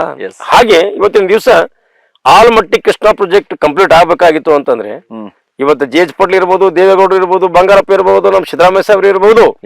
ಆದ್ರೆ ಆಫೀಸರ್ ಇಸ್ ವೆರಿ ಇಂಪಾರ್ಟೆಂಟ್. ಅಲ್ಲಿ ಒಂದೇ ಒಂದು ಉದಾಹರಣೆ, ಶಿವಾನಂದ್ ಜಾಮದಾರ್ ಎತ್ತಿಕೊಂಡು IAS ಆಫೀಸರ್, ಅವ್ರದ್ದು ಪಾತ್ರ ಬಹಳ ದೊಡ್ಡದಿದೆ. ವರ್ಲ್ಡ್ ಬ್ಯಾಂಕ್ ಟೀಮ್ ಏನಾದ್ರು ಹಣಕಾಸು ವ್ಯವಸ್ಥೆ ಕೊಡ್ಬೇಕಾಗಿತ್ತು ಅಂದ್ರೆ ಅವ್ರದ್ದು ಒಂದು ಮಾತು ಕೇಳ್ತಿದ್ರು. ಹಿಂಗಾಗಿ ಇವತ್ತು ಆಲ್ಮಟ್ಟಿ ಕೃಷ್ಣ ಪ್ರಾಜೆಕ್ಟ್ ಮುಗ್ಲಿಕ್ಕೆ ಕಾರಣೀಭೂತ ಇದೆ. ಹೌದಾ? ಅಂತ ಒಂದು ಅಧಿಕಾರಿ ಒಳಗೆ ಅವರು ಯಾರೇ ಅವ್ಯವರದ್ದು ಅದು ಇದು ಇದ್ರೆ ಜೈಲಿಗೆ ಹಾಕ್ತಿದ್ರು, ಸಸ್ಪೆಂಡ್ ಮಾಡ್ತಿದ್ರು. ಯಾರು ಜನರಿಗೆ ಮುಳುಗಡೆ ದುಡ್ಡು ಡೈರೆಕ್ಟ್ ಆಗಿ ಮುಟ್ಟಿಸುವ ವ್ಯವಸ್ಥೆ ಮಾಡ್ತಿದ್ರು. ಇಂಟರ್ಫಿಯರ್ ಯಾರು ಲಾಯರ್ ಅಂಡ್ ಡಿಪಾರ್ಟ್ಮೆಂಟ್ ಯಾರಿಗೂ ಇಂಟರ್ಫಿಯರ್ ಮಾಡ್ತಿರ್ಲಿಲ್ಲ. ಅಂತ ಒಂದು ಹಾನೆಸ್ಟ್ ಆಫೀಸರ್ಸ್ ಅವರು ನನಗೆ ಕೊಟ್ಟಂತ ಪತ್ರ ಅಪ್ರಿಸಿಯೇಷನ್ ಲೆಟರ್. ಹೌದಾ? ಇವತ್ತು ಇನ್ನೂ ಕೇಳ್ಬೇಕಾಗಿತ್ತು ಅಂತಂದ್ರೆ, ಇವತ್ತು ಪ್ರೆಸೆಂಟ್ ತುಷಾರ್ ಗಿರಿನಾಥ್ ಸಾಹೇಬ್ರು ಇದ್ದಾರೆ, ಇವತ್ತು IAS ಆಫೀಸರ್. ಹೌದು. ಇವತ್ತು ಅವ್ರಿಗೆ ನೀವು ಇವತ್ತು ನಾವು ಭೇಟಿ ಆದ್ರೆ ಪ್ರೀತಿಯನ್ನು ನಮ್ಮನ್ನು ಮಾತಾಡಿಸ್ತಾರೆ, ಕೈಸಾ ಕೊರ್ಬುಕ್ಕರ್ಗೆ ಅಂತ ಕೇಳ್ತಾರೆ. ಅಂತ ಒಂದು ಇಟ್ಕೊಂಡಿದ್ದೇವೆ ನಾವು, ಅಂತ ಒಂದು ಕೆಲಸ ಮಾಡಿ ಬಂದಿದ್ದೇವೆ. ಇದು ಅಲ್ಲದೆ ಇವತ್ತಿನ ದಿವಸ ಅಮ್ಲಾನ್ ಬಿಸ್ವಾಸ್ ನಂದು ಕೊಪ್ಪಳದಲ್ಲಿದ್ದ ಕೆಲಸದಲ್ಲಿ ಮಾಡ್ತಾ ಇರುವಾಗ ನಂದು ರಿಪೋರ್ಟ್ ಆಯ್ತು ಅಂದ್ರೆ ಪೊಲೀಸ್ ರಿಪೋರ್ಟ್ ನೋಡ್ತಿರ್ಲಿಲ್ಲ ಅವರು. ಅದೇ ತರ ಹರ್ಷ ಗುಪ್ತಾ, ಸುಬೋಧ್ ಯಾದವ್, ಮದನ್ ಗೋಪಾಲ್, ಇವೆಲ್ಲ ಆಫೀಸರ್ಸ್ ನಾನು ಹೇಳ್ತಾ ಇದೀನಲ್ಲ, ಹೋಗಿ ನೀವು ಪರಿಶೀಲನೆ ಮಾಡಿ. ಅಂತ ಆಫೀಸರ್ ಕೈ ಕೆಲಸ ಮಾಡಿದ್ದು ನಮ್ಗೆ ಹೆಮ್ಮೆ ಇದೆ, ಖುಷಿ ಇದೆ. ಅಂದ್ರೆ ನಮ್ಮ ಕೆಲಸ ಸರಿ ಇದ್ದಲ್ಲೇ ಅವ್ರು ಒಪ್ತಿದಾರಲ್ಲ. ಅವ್ರು ಯಾರ್ದು ಒಂದು ಕಪ್ ಚೀ ಕುಡಿಯೋರೆಲ್ಲ ಅದು ಅಂತ ಬಳ್ಳಾರಿ ಒಳಗೆ ರೆಡ್ಡಿ ಹೆದರೋರ ಮನುಷ್ಯನೇ ಅಲ್ಲ, ಯಾರೋ ನಮ್ಮ ಅಮಲಾನ್ ಬಿಸ್ವಾಸ್ ಸಾಹೇಬ್ರು. ಇಂಥವ್ರ ಕೈ ಕೆಲಸ ಮಾಡಿದೆ, ತೃಪ್ತಿ ಇದೆ. ಕಾಯಕ ಕೆಲಸ ಮಾಡಿದೀವಿ, ದೇವರಲ್ಲಿ ಏನ್ ಕೊಡ್ಬೇಕು ನಮ್ಗೆ ಕೊಟ್ಟಿದ್ದಾನೆ, ಅದು ಎಂದೂ ಮರೆಯಲ್ಲ. ಅದಕ್ಕೆ ಹೇಳೋದು ಜಯಪ್ಪ ಅವ್ರು ಎಲ್ಲಿ ಕಾಲಿಡ್ತಾರೆ ಜಯ ಸಾಧಿಸಿದ್ದಾರೆ ಅನ್ನೋದು. ಬಟ್ ಆದ್ರೆ ಪಾಲಿಟಿಕ್ಸ್ ಟಿಕೆಟ್ ಜಯ ಆಗ್ಲಿಲ್ಲಲ್ಲ. ಆದ್ರೆ ನಾನು ಯಾಕೆ ಈ ವಿಚಾರ ಹೇಳ್ತೀನಿ ಅಂತಂದ್ರೆ, ನಮ್ದು ಯಾಕೆ ನಾನು ನೌಕರಿ ರಿಟೈರ್ಮೆಂಟ್ ಆಯ್ತು, ಆರಾಮಾಗಿ ನನ್ನ ಒಕ್ಕಲ್ತನ ಇದು ಉಪಯೋಗ ಮಾಡ್ಕೊಂಡು ಜೀವನ ಮಾಡ್ಕೊತಿರ್ಬೋದಾಗಿತ್ತು. ಪ್ಯಾರಾಮೀಟರ್ ಅನ್ನೋದು ಇರ್ತದೆ. ನಾನು ಒಬ್ಬ ನೌಕರಿ ಮಾಡ್ತಿದ್ದ ಪ್ಯಾರಾಮೀಟರ್ ಒಳಗೆ ನನ್ಗೆ ಎಷ್ಟು ಸೇವಿಂಗ್ಸ್ ಅಮೌಂಟ್ ಅಲ್ಲಿ ನಾನು ಸಹಾಯ ಮಾಡ್ಬೋದು. ಅಗ್ರಿಕಲ್ಚರ್ ನಲ್ಲಿ ಇವತ್ತಿನ ಅಗ್ರಿಕಲ್ಚರ್ ಎಷ್ಟು ಟಫ್ ಇದೆ ನಿಮ್ಗೆ ಗೊತ್ತಿದೆ, ಸಿಕ್ಕಾಪಟ್ಟೆ. ಅದಕ್ಕೆ ಬೆಂಬಲ ಬೆಲೆ ಯಾವ ಪರಿಸ್ಥಿತಿ ಇದೆ, ಯಾವ ತರ ಮಿಡಲ್ ಮಂದಿ ಯಾವ ತರ ತೊಂದರೆ ಕೊಡ ಇದು ಆಗ್ತದೆ, ನಮ್ಗೆ ಬರೋ ಬೆಳೆದ ಬೆಳೆಗೆ ಈ ರೇಟ್ ಯಾವ ತರ ಸಿಗುತ್ತೆ, ಯಾವ ಸಂದರ್ಭದಲ್ಲಿ ವೇರಿಯೇಷನ್ ಮಾಡ್ತಾರೆ, ಇದು ಏನಪ್ಪಾ ಅಂತ ಒಂದು ಗ್ರೂಪ್, ಆ ಗ್ರೂಪ್ನ ಹಂಗೆ ಈ ಸಂದರ್ಭದಲ್ಲಿ ರಾಜಕೀಯವಾಗಿ ಏನಾದ್ರೂ ನಾವು ಒಳಗೆ ಎಂಟ್ರಾದ್ರೆ ನಮ್ಮ ದುಡ್ಡು ನಾವು ಖರ್ಚು ಮಾಡ್ತಾ ಇದೀವಿ. ಇವತ್ತಿನ ದಿವಸ ನಾವು ದುಡ್ದಂತ ದುಡ್ಡನ್ನ ರಾಜಕೀಯವಾಗಿ ಏನಾದ್ರು ಒಳಗೆ ಎಂಟ್ರಾಗಿದ್ರೆ ನಮಗ್ ಬರ್ತಕ್ಕಂಥ ಫಂಡನ್ನ ಸರಿಯಾದ ರೀತಿಯಲ್ಲಿ ಉಪಯೋಗಿಸಿ ಅಭಿವೃದ್ಧಿ ಪಥದಲ್ಲಿ ಸಾಗಿಸೋಣ. ಬಡಬಗ್ಗರಿಗೂ ಏನಪ್ಪಾ ಅಂದ್ರೆ ಸ್ವಲ್ಪ ಆದ ಮಟ್ಟಿಗೆ ಸಹಾಯ ಮಾಡೋಣ. ಮತ್ತೆ ಎಲ್ಲಕ್ಕಿಂತ ಮೇಲಾಗಿ ನೀರಿಗೆ ಒತ್ತು ಕೊಟ್ಟು ಈ ನಮ್ಮ ರೈತ ಜನರಿಗೆ ಏನಾದಂದ್ರೆ ನೀರು ಕೊಟ್ಟು ಸಾಕ್ರಿ, ಅವ್ರಿಗೆ ಏನು ಬೇಕಾಗಿಲ್ಲ, ನಿಮ್ಗೆ ಏನು ಕೊಡ್ತಕೊಳ್ಳೋದು ಬೇಕಾಗಿಲ್ಲ. ಅದಕ್ಕೆ ನಾವು ನಮ್ಮ ಭೀಮಾ ನದಿ ಇಲ್ಲಿ ಪಕ್ಕಕ್ಕೆ ಹೈದಿದೆ, ಇವೆರಡೂ ಏನ್ ನಮ್ಮ ಇಲ್ಲಿ ಅಫಜಲ್ಪುರ ತಾಲೂಕು ಇನ್ನೂ ಒಂದು 3-4 ಗಡ್ಪಿ ಇದಾವೆ, ಆ ಏರಿಯಾಕ್ಕೆ ನಾವು ನೀರು ಬಳಸಿದ್ದೆ. ಆದ್ರೆ ಇವತ್ತಿನ ದಿವಸ ಕಲಬುರಗಿ ಜಿಲ್ಲೆಯೊಳಗೆ ಅಫಜಲ್ಪುರ ಟಾಪ್ ನಲ್ಲಿ ಇದೆ ಇರಿಗೇಷನ್. ಆದ್ರೆ ಇದಿಟ್ಟು ಮಾಡಿದ್ರೆ ನಮ್ಗೆ ಮೋರ್ ದೆನ್ 80% ಇರಿಗೇಷನ್ ಮಾಡ್ತದೆ, ನಂದನವನ ಆಗತ್ತೆ, ರೈತರು ಬಹಳ ಅಭಿವೃದ್ಧಿ ಪಥದಲ್ಲಿ ಸಾಕ್ತಾರೆ ಅನ್ನೋದು ಒಂದು ಆಶೆ ಇದೆ. ಅದನ್ನ ಈ ಹಿಂದೆ ನಾನು ಪಾರ್ಲಿಮೆಂಟ್ ಎಲೆಕ್ಷನ್ ನಮ್ಮ ರಾಧಾಕೃಷ್ಣ ಸಾಹೇಬ್ರು MP ಎಲೆಕ್ಷನ್ ಪ್ರಚಾರ ಮಾಡುವಾಗ ಸಹಿತ ನಾನು ನಮ್ಮ ಮಾಶಳ ಗ್ರಾಮದಲ್ಲಿ ಕರ್ಜಿ ಗ್ರಾಮದಲ್ಲಿ ಹೇಳಿದೆ, ನಾನು ಮನವಿ ಮಾಡಿದ್ದೀನಿ, ಎಂ.ಒ. ಪಾಟೀಲ್ ಸಾಹೇಬ್ರಿಗೂ ಮನವಿ ಮಾಡಿದ್ದೀನಿ. ಇವೆರಡು ಫಸ್ಟ್ ಇವೆರಡು ಇಲ್ಲೇ ಪಕ್ಕಕ್ಕೆ ಭೀಮಾ ನದಿ.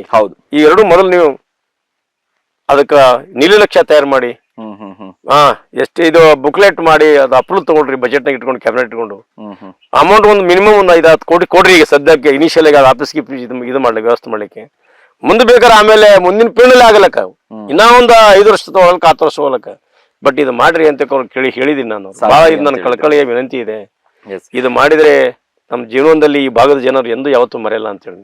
Yes sir. ಅದೇ ತರ ನಾವು ಅಲ್ಲಿ ಕೌಲ್ಗಿ ಒಳಗ ನಾವು ಸಂಗೋರಾಯಣ ಉದ್ಘಾಟನೆಗಾಗಿ ಸಿದ್ದರಾಮಯ್ಯ ಸರ್ ಕರೆಸಿದೇವ್ರಿ ಹ್ಮ್ ಹ್ಮ್ ಹ್ಮ್ ಶಾಸಕರು ನಾವು ಸೇರ್ಕೊಂಡು ಅವಾಗ ಅಲ್ಲಿನೂ ಒಂದು 40 ಹಳಿದು ನಾವು ಅವ್ರು ಮುಂದಿಟ್ಟಾಗ 40 ಹಳಿ ನಾವು ಕೊಡ್ತೀವಿ ಅಂತ ಒಪ್ಕೊಂಡಿದ್ದಾರೆ ಸಿದ್ದರಾಮಯ್ಯ ಸಾಹೇಬ್ರು. ಹ್ಮ್ ಹ್ಮ್ ಅದಕ್ಕೆ ಈ ಒಂದೇನಪ್ಪಾ ಅಂದ್ರೆ ನಾವು ಜನರಿಗೆ ಹಣ ಕೊಡೋದು ಬೇಡ, ಫ್ರೀ ಇದು ಕೊಡೋದು ಬೇಕಾಗಿಲ್ಲ, ಅವ್ರಿಗೆ ನೀರು ಕೊಡ್ಬೇಕು, ನಾವು ರೈತರಿಗೆ ನೀರು ಬೆಂಬಲ ಬೆಲೆ ಕೊಡ್ಬೇಕು. ಹೌದು. ಅವ್ರು ಯಾವ ಡಾಕ್ಟರ್ ಇಂಜಿನಿಯರ್ಗಿಂತ ಮನೆಯಲ್ಲ ಅವ್ರು ಅಷ್ಟು ಮೇಲೆ ಅಭಿವೃದ್ಧಿ ಆಗ್ತಾರೆ ಹಣಕಾಸಿನ ವ್ಯವಸ್ಥೆಯಲ್ಲಿ. ಇದು ನಮ್ಮ ಅದಕ್ಕೆ ಅಭಿರುಚಿ ಅಭಿಲಾಷೆ. ಎಸ್, ಅದು ಒಂದು ಗಾದೆ ಮಾತಿದೆಯಲ್ಲ ಸರ್ ರೈತರದು, ಒಂದು ಹೊಲದ ಮೂಲಿ ಒಂದು ವರ್ಷದ ಕೂಲಿ ಅನ್ನುವಂತ ಲೆಕ್ಕಾಚಾರದಲ್ಲಿ ಆ ರೀತಿಯಾದಂಥದ್ದು. ಇನ್ನೊಂದು ಸರ್, ನಾನು ಕೇಳ್ಪಟ್ಟೆ ಸಿಎಂ ಸಿದ್ದರಾಮಯ್ಯನವರ ಬಹಳಷ್ಟು ಆಪ್ತರು ಅನ್ನುವಂಥದ್ದು, ಆ ಆಪ್ತ ಬಳಗದಲ್ಲಿ ಸಿಕ್ಕಾಪಟ್ಟೆ ಗುರುತಿಸ್ಕೊಂಡಿದ್ದೀರಾ. ತುಂಬಾ ಖುಷಿ ಆಗುತ್ತೆ ಸರ್, ಸಿಎಂ ಸಿದ್ದರಾಮಯ್ಯನವರ ಒಂದಿಷ್ಟು ಆಪ್ತ ಬಳಗದಲ್ಲಿ ನೀವು ಕೂಡ ಒಂದಿಷ್ಟು ಗುರುತಿಸ್ಕೊಳ್ಳುವಂಥದ್ದು. ಯಾಕಂದ್ರೆ ಯಾವಾಗಿಂದ ಪರಿಚಯ ಸರ್, ಹೇಗೆ ಪರಿಚಯ ಆದ್ರು ಸಿಎಂ ಸಿದ್ದರಾಮಯ್ಯನವರು ಯಾವಾಗ? ಸರ್, ನಾನು ಮೈಸೂರಿನಲ್ಲಿ ನೌಕರಿ ಮಾಡ್ತಿದ್ದೆ, ನಾನು KR ನಗರ ಪ್ರಿಯಾಪುಟ್ನಲ್ಲಿ. ಅವಾಗ ನೌಕರಿ ಮಾಡುವಾಗ ವೆಂಕಟರಾಮ್ ಅಂತ ಕೊಟ್ಟು ಅಲ್ಲಿ KR ನಗರದಲ್ಲಿ ಲೋಕಲ್ ಇರೋದ್ರಿಂದ ನನ್ನ ಫ್ರೆಂಡ್ಶಿಪ್ ಆಯ್ತು. ಅವರು ಜಲದರ್ಶಿನಿ ಅಂತ IB ಬಂದಾಗ ಅವ್ರು ವೆಟರ್ನರಿ ಮಂತ್ರಿ ಇದ್ದಾಗ ಬಾ ಬೆಟ್ ಮಾಡಿಸ್ತೀನಿ ಕರ್ಕೊಂಡು ಅಂತ ಬೆಟ್ ಮಾಡಿಸಿದ್ರು. ಸಿದ್ದರಾಮಯ್ಯ ಸಾಹೇಬ್ರು ಇಷ್ಟು ಒಳ್ಳೆಯವರೆಲ್ಲ ಒಂದು ಬಹಳ ಹೇಳ್ತೀನಿ ನಿಮ್ಗೆ. ಅವ್ರು CM ಆದ ಬಳಿಕ ಫಸ್ಟ್ ಇಂಟರ್ವ್ಯೂ 4 ಮಂದಿ ಹೆಸರು ತಗೊಂಡ್ರು. 5ನೇ ಮಂದಿನೇ ವೆಂಕಟರಾಮ ಹೆಸರು ತಗೊಂಡ್ರು, ಫ್ರೆಂಡ್. ಕಾಲೇಜಿಗೆ ಹೆಂಗೆಲ್ಲ ಸ್ವಲ್ಪ ನಾಟಿ ಗೋಟಿ ಎಲ್ಲ ಹೇಳಿದ್ರು ಅವ್ರು, ಹೇಳ್ತಾರೆ ಯಾವಾಗ್ಲೂ ಕೂಡ. ಅವ್ರನ್ನೇ ನಾನು ಅವ್ರು ಕರ್ಕೊಂಡು ಹೋಗಿದ್ರು ನನಗೆ. ಹುಷಾರಪ್ಪ, ನೀವೆಲ್ಲ ಪಾಪ ಬಿಜಾಪುರ ಬಂದಿರ್ತೀರಿ, ಒಳ್ಳೆ ಮಂದಿ, ಇವ ನಮ್ ದೋಸ್ತ ಬಹಳ ಬಡೇತದ ಬಹಳ ಬೆರಿಕಿದ್ದಾನೆ, ಹುಷಾರಿರಪ್ಪ ಅಂತ ಜೋಕ್ ಮಾಡಿದ್ರು ಅವ್ರು. ಆ ಸಂದರ್ಭದಲ್ಲಿ ಮತ್ತೆ ಸೀರಿಯಸ್ ಹೇಳಿದ್ರು, ಚೆನ್ನಾಗಿರಪ್ಪ, ಚಲೋ ಕೆಲಸ ಮಾಡು ಅದಂತ ಹೇಳಿದ್ರು. ಬಟ್ ಅವ್ರ ವಿಚಾರಧಾರೆಗಳಿಗೆ ಮತ್ತು ಅವ್ರ ಹಾನೆಸ್ಟ್ ಪ್ರಾಮಾಣಿಕತೆ ನನಗೆ ಬಹಳ ಲೈಕ್ ಆಯ್ತು. ನನ್ನ ವ್ಯವಸ್ಥೆನೋ ಅಥವಾ ಸರ್ಕಮ್ಸ್ಟೆನ್ಸಸೋ ನನ್ನ ವಿಚಾರ 100% ಇಂಪ್ಲಿಮೆಂಟ್ ಮಾಡಕ್ ಆಗ್ಲಿಲ್ಲ. ಬಟ್ ಅವ್ರು ಮಾಡ್ತಾ ಇದ್ದಾರೆ. I have to support. ಅವ್ರ ಜೊತೆನೇ ಇರ್ಬೇಕು. ಸಾಮಾಜಿಕ ನ್ಯಾಯದ ಕಡೆ ಇದ್ದಾರೆ, ಎಲ್ಲಿ ಹೆದರಿಲ್ಲ ಅವರು.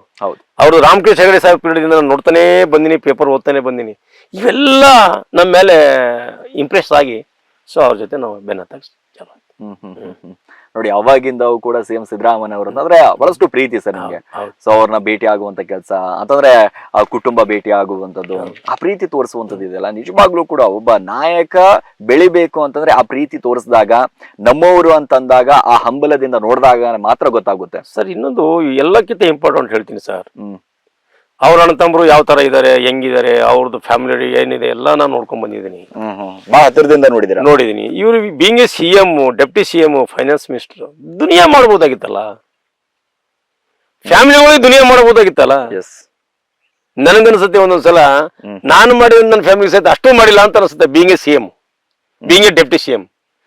ಯಾಕೆ ನಾ ಈ ಮಾತು ಹೇಳ್ತೀನಿ ಅಂತಂದ್ರೆ, ಇನ್ನೊಂದು ನಾನು ನೋಡಿ, ಅವ್ರನ್ನ ಫಾಲೋ ಮಾಡಿದ್ದು ನನಗೆ ಕರೆಕ್ಟ್ ಅಲ್ಲಕ್ಕೆ ನಾವು ಉದಾಹರಣೆ ಹೇಳ್ತೀನಿ. ಅವರು CM ಆದ ನಂತರ, ಫಸ್ಟ್ CM ಆದ ನಂತರ ಅವರು ಸೀದಾ ಕ್ಯಾಬಿನೆಟ್ ಕರೀಲಾರದೆ, ಎಕ್ಸ್ಪ್ರೆಷನ್ ಮಾಡಲಾರದೆ ಮೊದಲ ಅಕ್ಕಿ ಕೊಡೋದು ಭಾಗ್ಯಗಳನ್ನ ಅನೌನ್ಸ್ ಮಾಡ್ಬಿಟ್ರು. ಭಾಗ್ಯಗಳ ದಾತ ಅನೌನ್ಸ್ ಮಾಡ್ಬಿಟ್ರು. ಯಾಕೆ ಅನೌನ್ಸ್ ಮಾಡಿದ್ರು? ಕ್ಯಾಬಿನೆಟ್ ಮಾಡೋ ನಂತರ ಕ್ಯಾಬಿನೆಟ್ ಎಕ್ಸ್ಪ್ರೆಷನ್ ಮಾಡ್ಬೇಕು. ಕ್ಯಾಬಿನೆಟ್ ಮಾಡಿದಾಗ ಮತ್ತೆ ಕ್ಯಾಬಿನೆಟ್ ಗಿಟ್ಟು ಅಪ್ರೂವ್ ತಗೋಬೇಕು, ಮಾಡ್ಬೇಕು. ಅವ್ರು ಕೆಲವ್ರು ಬೇಡ ಅನ್ಬೇಕು, ಬೇಕು ಅನ್ಬೇಕು. ಕೆಲವು ಇರ್ತಾರಲ್ಲಪ್ಪ ಶ್ರೀಮಂತರಿಗೆ ಇವೆಲ್ಲ ಅವಶ್ಯಕತೆ ಇರಲ್ಲ, ಇರೋದು ಬಡವರಿಗೆ ಅವಶ್ಯಕತೆ ಇರ್ತದೆ. ನಾವು ಯಾರು ಶ್ರೀಮಂತರ ಮಿನಿಸ್ಟರ್ ಒಳಗಿದ್ದಂತಂದ್ರೆ ಇರೋದು ಮಾಡಿದ್ರೆ ಏನ್ ಮಾಡ್ತೀರಾ? ಆ ಸಂದರ್ಭದಲ್ಲಿ ಅವ್ರು ಏನು ಭಾಗ್ಯಗಳು ಮಾಡಿದ್ರು, ಅದ್ರಾಗ ಮೊದಲು ಅಕ್ಕಿ ಭಾಗ್ಯ ಮಾಡಿದ್ರಲ್ಲ, ಅನ್ನ ಭಾಗ್ಯ. ಸರಿ, ಇದು ಅಲ್ಲಿ ಸಿದ್ದರಾಮಯ್ಯ ಜಾಗಕ್ಕೆ ಇನ್ನೊಬ್ರು ಇದ್ರು ನಾನು ಬೆನ್ನ ಹತ್ತಲೇಬೇಕು, ಸಿದ್ದರಾಮಯ್ಯ ಸಾಹೇಬ್ರು ಇದ್ರು ನಾನು ಬೆನ್ನ ಹತ್ತಲೇಬೇಕು. Because of that commitment for society purpose ಏನದಲ್ಲ, ಅವ್ರು ಸಾಮಾಜಿಕ ನ್ಯಾಯಕ್ಕೆ ಸಲುವಾಗಿ ಏನು ಕಮಿಟ್ ಮಾಡ್ತಾರಲ್ಲ, ಅದು ನನಗೆ ಬಹಳ ಸರ್. ಬಡಬಗ್ಗರ ಕಣ್ಣೀರು ಒರೆಸುವಂತ ವಿಚಾರ ಅದಲ್ಲ. ಅಂತ ಯಾವ ಮನುಷ್ಯ ಯಾವ ಸಮಾಜದಾಗಿರ್ಲಿ, ನಾ ಕಾಲಿಗೆ ಎರಗ್ತೀನಿ, ನಾ ಕಾಲಿಗೆ ಬೀಳ್ತೀನಿ. ಅವ್ರಿಗೆ ಅವರೇ ನನ್ನ ಪಾಲಿನ ದೇವ್ರು. ಅದೇ ಹಾದಿಯಲ್ಲಿ ನೀವು ಕೂಡ ಸಾಕ್ತಾ ಇದ್ದೀರಾ. ನಮ್ಮ ವಿಚಾರಧಾರೆಗಳು ನಾನು ಆಗ್ಬೇಕು, 100% ಆಗಲ್ಲ ಅಂದ್ರೂ ಸಹಿತ ಸ್ಯಾಟಿಸ್ಫ್ಯಾಕ್ಷನ್ ಇದೆ. ಸಾಕಷ್ಟು ಒಂದ್ ಕಡೆ ಅಧಿಕಾರದಲ್ಲಿ ಇಲ್ಲ ಅಂತಂದ್ರೂ ಕೂಡ ಮಾಷಾಳ ಗ್ರಾಮಕ್ಕೆ ಕೋವಿಡ್ ಸಂದರ್ಭದಲ್ಲಿ ಆಗಿರ್ಬೋದು, ಬಹಳಷ್ಟು ನೀರಿನ ವ್ಯವಸ್ಥೆ ಮಾಡಿದ್ರೆ, ಬಹಳಷ್ಟು ಜನರಿಗೆ ಬಡ ಬಗ್ಗರಿಗೆ ಒಂದ್ ಕಡೆ ಕಿಟ್ ಗಳನ್ನ ಕೊಡೋದಾಗಿರ್ಬೋದು, ಸ್ಯಾನಿಟೈಸರ್ ಹಂಚೋದಾಗಿರ್ಬೋದು, ಮಕ್ಕಳಿಗೆ ಒಂದಿಷ್ಟು ಹೆಲ್ಪ್ ಮಾಡೋದಾಗಿರ್ಬೋದು, ಅಥವಾ ನಿಮ್ಮ ಮನೆತನಕ್ಕೆ ನಿಮ್ಮ ಮನೆ ಹತ್ರ ಯಾರಾದ್ರೂ ಕೂಡ ಒಬ್ರು ಬಂದ್ರೆ ಇಲ್ಲ ಅನ್ನುವಂತ ಮಾತಿಲ್ಲ ಸರ್.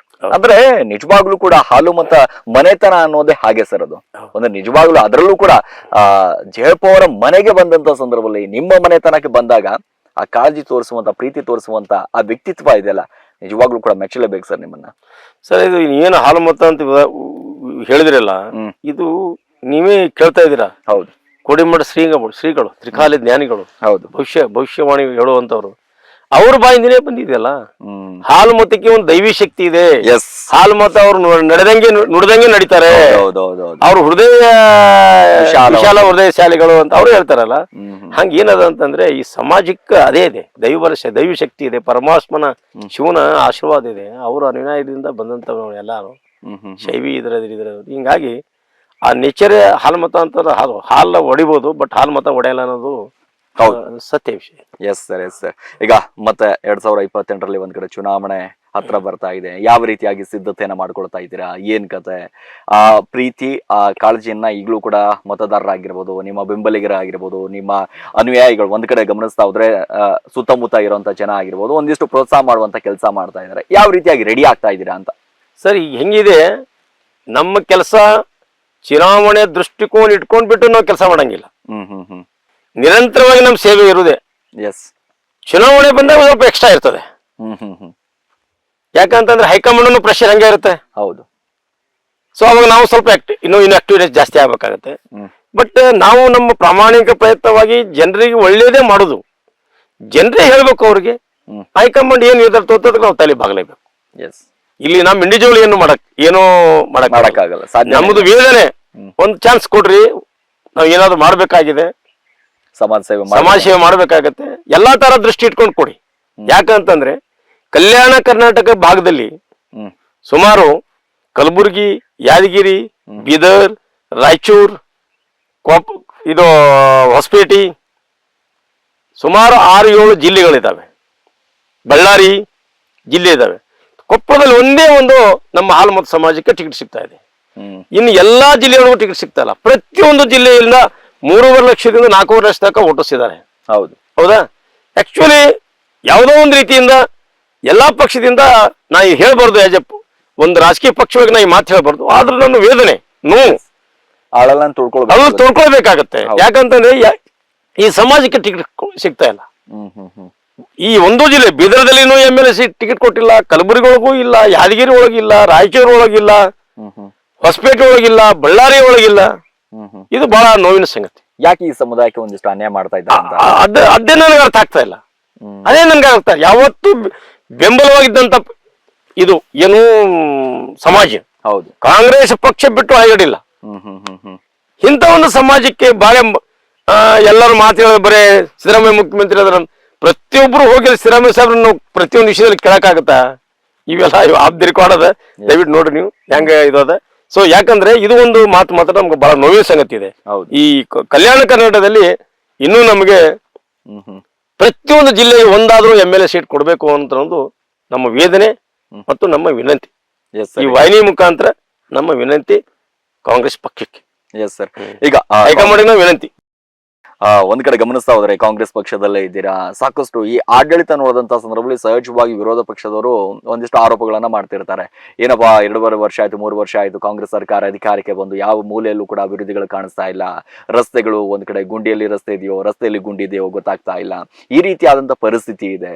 ಸೊ ಕಾಂಗ್ರೆಸ್ ಆಡಳಿತದ ಬಗ್ಗೆ, ನಿಮ್ಮ ಸರ್ಕಾರದ ಬಗ್ಗೆ ನೀವು ಆಯ್ಕೆ ಮಾಡೋದಾಗಿರ್ಬೋದು, ಸೊ ನಾಯಕರ ಬಗ್ಗೆ ಹೇಳೋದಾಗಿದ್ರೆ ಏನ್ ಹೇಳ್ತೀರಾ ಸಾಹೇಬ್ರೆ? ಬಿಜೆಪಿ ಆಡಳಿತದ ಬಗ್ಗೆ ನಾವು ಹೇಳ್ಬೇಕಾಗಿತ್ತು ಅಂದ್ರೆ ನಾನು ಆಮೇಲೆ ನನ್ನ ಕಾಂಗ್ರೆಸ್ ಆಡಳಿತನ ಹೇಳ್ತೀನಿ. ಸ್ವತಂತ್ರ ಸಿಕ್ಕ ಇಲ್ಲಿವರೆಗೆ ಕಾಂಗ್ರೆಸ್ ಪಕ್ಷ ಆಡಳಿತ ಮಾಡ್ಕೋತ ಬಂದಾನ ಹಿಡಿದು ನೋಡ್ತಾ ಇದೆ. ನನ್ಗ 86 ಅಂತಂದ್ರೆ ನಾನು ಫುಲ್ ಮೈಂಡ್ ಪಕ್ವವಾಗಿ ನಾನು ಅಲ್ಲಿಂದ ನಾನು ಸ್ಟಡಿ ನೋಡ್ತಾ ಇದ್ದೆ ಬಂದ್ರೆ, ಯಾವ ಕಾಂಗ್ರೆಸ್ ಮಿನಿಸ್ಟರ್ ಆಗ್ಲಿ MLA ಆಗ್ಲಿ ಎಲ್ಲಿ ವಿಧಾನಸೌಧದಾಗ ರೊಕ್ಕ ಕೊಟ್ಟು ಕೆಲಸ ತರೋದು, ರೊಕ್ಕ ಪರ್ಸೆಂಟೇಜ್ ಮ್ಯಾಗ ಎಸ್ಟಿಮೇಟ್ ಫಿಕ್ಸ್ ಮಾಡೋದು ಇವೆಲ್ಲ ಯಾವ್ದು ಇರ್ಲಿಲ್ಲ. ಸ್ವಾಮಿ, ಏನೋ ಹಣ್ಣು ಕಾಯಿ ತಂದ್ಬಿಟ್ಟು ಏನೋ ಸ್ವಲ್ಪ ಅದರಲ್ಲಿ ಇಟ್ಕೊಂಡ್ಬಿಟ್ಟು ಏನೋ ಒಂದು ನಾನೇನೋ ಒಂದು ಇದನ್ನ ಇಟ್ಕೊಂಡ್ಬಿಟ್ಟು, ಯಾಕಂದ್ರೆ ಸುಳ್ಳು ಹೇಳಂಗಿಲ್ಲ, ಸತ್ಯ ಹೇಳ್ಬೇಕು. ಏನೋ ಬೆಣ್ಣಿ ಗಿಣ್ಣಿ ಎಲ್ಲ ತಂದು ಕೊಟ್ಟು, ಏನೋ ಅಕ್ಕಿ ಗೋಧಿ ಬೆಳೆದಂತ ಬೆಳೆಗಳು ತಂದು ಕೊಟ್ಟು ಅದ್ರೊಳಗೆ ಸ್ವಲ್ಪ ಏನೋ ಇಟ್ಕೊಂಡು ಕೊಟ್ಕೊಂಡು ಹೋಗುವಂತ ಒಂದು ರಿಸ್ಪೆಕ್ಟೆಡ್ ವಿಚಾರ ಇತ್ತು. ನಾ ಇಲ್ಲ ನಂಗಿಲ್ಲ. ಆದ್ರೆ ಬಿಜೆಪಿ ಫುಲ್ ಫ್ಲೆಡ್ಜ್ ಗೌರ್ಮೆಂಟ್ ಬಂದ ನಂತರ ಇಡೀ ವಿಧಾನಸೌಧ ಬಾರ್ಗಿ ಹಚ್ಚಿ ಬಾಚಿಬಿಟ್ರು. ಪರ್ಸೆಂಟೇಜ್ ಕಲಿಸಿದವ್ರೆ ಅವರೇ. ಇವರು ಬಿಜೆಪಿ ಅವರು RSS ಅದು ಇದು ಮಾಡ್ಕೋತ ವಿಶ್ವದಿಂದ ಪರಕತ್ ಮಾಡ್ಕೋತ ಅವ್ರ ಕಡೆ ಇವ್ರ ಕಡೆ ದುಡ್ಡು ಎತ್ಕೊಂಡ್ಬಿಟ್ಟು ಜೀವನ ಮಾಡ್ಕೋತ ಅಲ್ಲಿ ಇಲ್ಲಿ ಹೋಗ್ತಿದ್ರು. ಇವರೆಲ್ಲ ಆ ಸಂದರ್ಭದಲ್ಲಿ ಬಿಜೆಪಿ ಆಡಳಿತ ಬಂದ 5 ವರ್ಷದಲ್ಲಿ ಎಲ್ಲರೂ ಕೋಟ್ಯಾಧಿಪತಿ ಆದ್ರು. ಎಲ್ಲರೂ ಕೋಟ್ಯಾಧಿಪತಿ ಹೇಗಾದ್ರು? ನೀವು ಬಹಳ ಬುದ್ಧಿಜೀವಿಗಳು, ಸುಶಿಕ್ಷಿತರು, ಸುಸಂಸ್ಕೃತರು. ನಿಮ್ಮ ಬಾಯಲ್ಲಿ ನ್ಯಾಲ್ಗಿಯಿಂದ ಹೋಗುದೇ ಒಂದು ಶಬ್ದ, ನಿಮ್ಮ ಹೃದಯದಲ್ಲಿ ಇಟ್ಕೊಂಡು ಮಾಡುವಂಥದ್ದೇ ಒಂದು ವಿಚಾರ ಬೇರೆ. ನೀವು ಇವತ್ತು ಬೇಕಾದಂತ ಅಧಿಕಾರಿಗಳು, ಒಳ್ಳೆ ಅಧಿಕಾರಿಗಳನ್ನೆಲ್ಲ ನೀವು ಅಡ್ಡದಾರಿ ಹಿಡಿಸ್ತವ್ರೆ ಬಿಜೆಪಿ ಅವರು. ಎಲ್ಲಿ? ವಿಧಾನಸೌಧ. ಇಲ್ಲಿ ಕೆಳಮಟ್ಟದಲ್ಲಿ ಏನೋ ನಡೀತಿತ್ತು. ಹೌದು, ಹೌದಾ? ಇದನ್ನೆಲ್ಲ ಆಗ್ಲಿಕ್ಕೆ ಕಾರಣ ಬಿಜೆಪಿ ಸರ್ಕಾರ. ನೆಕ್ಸ್ಟ್ ಮುಗಿತು, ನೆಕ್ಸ್ಟ್ ಇವ್ರು ಬಂದ್ರು. ಆದ್ರೂ ಸಿದ್ದರಾಮಯ್ಯ ಸರ್ ಬಂದ ಗೌರ್ಮೆಂಟ್ ಸರ್ಕಾರ ಎರಡೂ ಅವ್ರು ಬಂದ ಟೈಮು ಬಹಳ ಅಚ್ಚುಕಟ್ಟಾಗಿ ತೆಗೆದುಕೊಂಡು ಹೋಗಿದ್ದಾರೆ. ಆಗಿದ್ದೇವೆ, ಸಣ್ಣ ಪುಟ್ಟ ಮಿಸ್ಟೇಕ್ ನಾವು ಆಗಿಲ್ಲ ಅಂತ ಹೇಳ್ತಾ ಇಲ್ಲ, ಒಪ್ಕೊಳ್ತೇವೆ ನಾವು ಅದನ್ನ. ಯಾಕಂದ್ರೆ ಇಂಥ ಒಂದು ವ್ಯವಸ್ಥೆ ಒಳಗೆ 100% ಸರಿ ಮಾಡಿಸೋದು ಕಷ್ಟ ಇದೆ. ಇವತ್ತು ಮಹಾತ್ಮ ಗಾಂಧೀಜಿಯವರು ಅಂತವ್ರು ಯಾರೋ ಇನ್ನೊಬ್ರು ಇದ್ದು ಹುಟ್ಟಿ ಬಂದ್ರು ಸಹಿತ ಅವ್ರು ಹೇಳಿದ್ರು ಸಹಿತ ಇದು ಸುಧಾರಣೆ ಆಗೋ ಪರಿಸ್ಥಿತಿ ಇಲ್ಲ. ಆ ತರ ನಮ್ಮ ಸಮಾಜ ದಾರಿ ತಪ್ತಾ ಇದೆ. ಸೊ ಅದಕ್ಕೆ ಇಂಥ ಒಬ್ರು ಮುಖ್ಯಮಂತ್ರಿ ಇರೋದ್ರಿಂದ ಬಹಳ ಚೆನ್ನಾಗಿ ಸರ್ಕಾರ ನಡ್ಕೊಂಡು ಹೋಗ್ತಾ ಇದೆ. ನಾ ಯಾಕೆ ಹೇಳ್ತೀನಿ ಕೇಳಿ, ಇಷ್ಟು ಎಲ್ಲಾ ಇದನ್ನ ಕೊಟ್ಟು ಇವತ್ತಿನ ದಿವಸ ನಮ್ಮ ಕಲ್ಯಾಣ ಭಾಗ್ಯಗಳನ್ನ ಏನ್ ಕೊಟ್ಟಿದ್ದಾರೆ ಇವತ್ತಿನ ದಿವಸ, ಯಾವ ಬೇಕಾದ್ ತಗೊಳ್ಳಿ ನೀವು. ಅಕ್ಕಿ ಭಾಗ್ಯ ಹೇಳ್ಕೊಂಡ್ಬಿಟ್ಟು ನೀವು ಎಲ್ಲಾನು ವಿದ್ಯುತ್ ಶಕ್ತಿ ಆಗ್ಲಿ, ಅಲ್ಲಿ ನಿಧಿ ಆಗ್ಲಿ, ಅವ್ರು 2,000 ರೂಪಾಯಿ ಕೊಡೋದಾಗ್ಲಿ ಹೇಳ್ಕೊಂಡು ವರ್ಷಕ್ಕೆ ಇಷ್ಟೊಂದು ತಿಂಗಳ ಇಷ್ಟೊಂದು ಅಮೌಂಟ್ ಖರ್ಚಾಗ್ತದ್ರೆ ಇಂಥದ್ರಲ್ಲಿ ಸಹಿತ ಅಭಿವೃದ್ಧಿ ಕೆಲಸ ಪ್ರಾರಂಭ ಮಾಡಿದ್ದಾರೆ. ಸ್ವಲ್ಪ ಒಂದು ಫಸ್ಟ್ ಇಯರ್ ಒಂದು ಸ್ವಲ್ಪ ಎಲ್ಲ ಬಜೆಟ್ ಇಂಬ್ಯಾಲೆನ್ಸ್ ಇರೋದ್ರಿಂದ ಬ್ಯಾಲೆನ್ಸ್ ಮಾಡುವಾಗ ಒಂದು ಸ್ವಲ್ಪ ಹೆಚ್ಚು ಕಡೆ ಆಗಿರ್ಬೋದು. ಬಟ್ 2ನೇ ವರ್ಷದಿಂದ ಬಹಳ ಚೆನ್ನಾಗಿ ಪಿಕಪ್ ಆಗಿದೆ. ಇನ್ನು ಮುಂದೆ ಅಭಿವೃದ್ಧಿ ಆಗ್ತದೆ. ಈಗಾಗಲೇ ನೋಡಿದ್ರೆ ನಮ್ದು ಈಗ ನಿನ್ನೆ MLA ಸಾಹೇಬ್ರ ಹತ್ರ ನಾನು ತೆಗೆದುಕೊಂಡು ಬಂದಿನಿ, ಅಭಿವೃದ್ಧಿ ಸ್ಟಾರ್ಟ್ ಆಗಿದೆ, ಎಲ್ಲ ಲೆಟರ್ಗಳು ಬರ್ತಾ ಇದಾವೆ, ಹಣ ಬಿಡುಗಡೆ ಆಗ್ತಾ ಇದೆ. ಇನ್ನೇನು ತೊಂದರೆ, ಇನ್ನು ಚೆನ್ನಾಗಿ ಹೋಗುತ್ತೆ. ಬಟ್ ಇನ್ನೊಂದು ಹೇಳ್ತೀನಿ, ಎಲ್ಲಾ ಹೆಣ್ಮಕ್ಳು ಇಷ್ಟು ನಿಲ್ಲಿಸ್ತಾ ಇದೆ ಸರ್ಕಾರನ. ಈಗ ನಮ್ಮ ಊರದ ಇಲ್ಲೇ ನನ್ನ ಹತ್ರ ಕೆಲಸ ಮಾಡುವಂತ ಸುಮಾರು ಒಂದು 13-14 ಜನ ಒಂದು ವಾರ ಟೂರ್ ಹೋದ್ರು, ಪ್ರವಾಸ ಹೋದ್ರು, ಧರ್ಮಸ್ಥಳ ಅಲ್ಲಿ ಇಲ್ಲೆಲ್ಲ. ಆರಾಮ್ ಎಲ್ಲಿ ಸಿಕ್ತಿತ್ತಪ್ಪ ಅವ್ರಿಗೆ ದರ್ಶನ ಮಾಡಕ್ ಸಿಕ್ತಿತ್ತಲ್ಲ, ಬೇರೆ ಊರಿಗೆ ಹೋಗಕ್ ಸಿಗ್ತಿರಲಿಲ್ಲ ಅವ್ರ ಪರಿಸ್ಥಿತಿ. ಜನಶಕ್ತಿ ಯೋಜನೆ, ಜನಶಕ್ತಿ ಯೋಜನೆ, ಈ ಯೋಜನೆಗಳಿಂದ ತಾನೇ ಇವರು ಇಲ್ಲೆಲ್ಲ ಪಡಿತಾ ಇರೋದು. ಹಿಂಗಾಗಿ ಈ ನಮ್ಮ ಕಾಂಗ್ರೆಸ್ ಸರ್ಕಾರದ ಕೆಲಸನ ಮೆಚ್ಕೊಂಡಿದ್ದಂತ ಹೆಣ್ಮಕ್ಳು 50 ಗಂಡಸ ಮಕ್ಕಳು 50%, ಅವ್ರು ಹೆಣ್ಮಕ್ಳು 50% ಹೆಣ್ಮಕ್ಳು ಎಲ್ಲ ಫುಲ್ ಹೆಣ್ಮಕ್ಳು ನಮ್ಗೆ ಈ ಕಾಂಗ್ರೆಸ್ ಆಡಳಿತ ಮೆಚ್ಕೊಂಡಿದ್ದಾರೆ. ಅಂದ್ರೆ ಸಾಧನೆ ಹಾದಿಯಲ್ಲಿದೆ, ಸಾಧಕರ ಹಾದಿಯಲ್ಲಿ 100% ಸರ್, 100%. ಎಲ್ಲೇ ಒಂದ್ ಕಡೆ ನೋಡಿ 5 ಬಳ ಸಾವಿರ ಅಲ್ಲ, ಎಲ್ಲ ಒಂದ್ ಕಡೆ ತಪ್ಪು ಆಗ್ತಿರ್ತವೆ, ಅದನ್ನ ನಾವು ಇಲ್ಲ ಅಲ್ಲಗಳಂಗಿಲ್ಲ, ಸರಿಪಡಿಸ್ಕೊಂಡು ಹೋಗುದೇ ಮನುಷ್ಯನ ಧರ್ಮ ಅಲ್ಲ. ಅದು ಮಾಡ್ತಾ ಇದಾರೆ ನಮ್ಮ ಮುಖ್ಯಮಂತ್ರಿ ಸಹಿತ, ಅವ್ರ ಕ್ಯಾಬಿನೆಟ್ DK ಶಿವಕುಮಾರ್ ಎಲ್ಲರೂ ಕೂಡ ಮಾಡ್ತಾ ಇದಾರೆ. ಅದರಲ್ಲಿ ನಮ್ಮ ಭಾಗದ ಸದ್ಯಕ್ಕೆ ಫೈರ್ ಬ್ರ್ಯಾಂಡ್ ಪ್ರಿಯಾಂಕಾ ಖರ್ಗೆ ಸಾಹೇಬ್ರು ಬಹಳ ಇಂಟೆಲಿಜೆಂಟ್ ಇದ್ದಾರೆ, ಬಹಳ ಚೆನ್ನಾಗಿ ಅವರು ಕೆಲಸಗಳನ್ನ ಮಾಡ್ತಾ ಇದ್ದಾರೆ. ಒಂದು ಕಡೆ ಗಮನಿಸಲೇಬೇಕಾಗಿರುವಂತದ್ದು ಏನಂತಂದ್ರೆ CM ಬದಲಾವಣೆ ಆಗ್ತಾರೆ ಅನ್ನುವಂಥದ್ದು ಸಿಕ್ಕಾಪಟ್ಟೆ ಚರ್ಚೆ ನಡೆದಿತ್ತು. ನಿಮ್ಮ ಗಮನಕ್ಕೂ ಕೂಡ ಬಂದಿರುತ್ತೆ, ಯಾಕೆಂದ್ರೆ ಪಕ್ಷದಲ್ಲಿ ಇರುವಂತಹ ಅಂತರಾಳವನ್ನ ಸಂಪೂರ್ಣವಾಗಿ ಅರಿತಿದ್ದೀರಾ. ಸೊ ಬದಲಾವಣೆ ಅನ್ನುವಂಥದ್ದು ನಿಜವಾಗ್ಲೂ ಕೂಡ ಕಾಂಗ್ರೆಸ್ ಪಕ್ಷದಲ್ಲಿ ಆಗ್ತಾ ಇತ್ತಾ ಅಥವಾ ಊಹಾಪೋಹನ ಇದು ಅಂತ? ಸರ್, ಇದು ಅಷ್ಟು ದೊಡ್ಡ ಮಟ್ಟದಲ್ಲೇ ತಿಳ್ಕೊಳ್ಳುವಂತ ಶಕ್ತಿ ನಮ್ಗಿಲ್ಲ.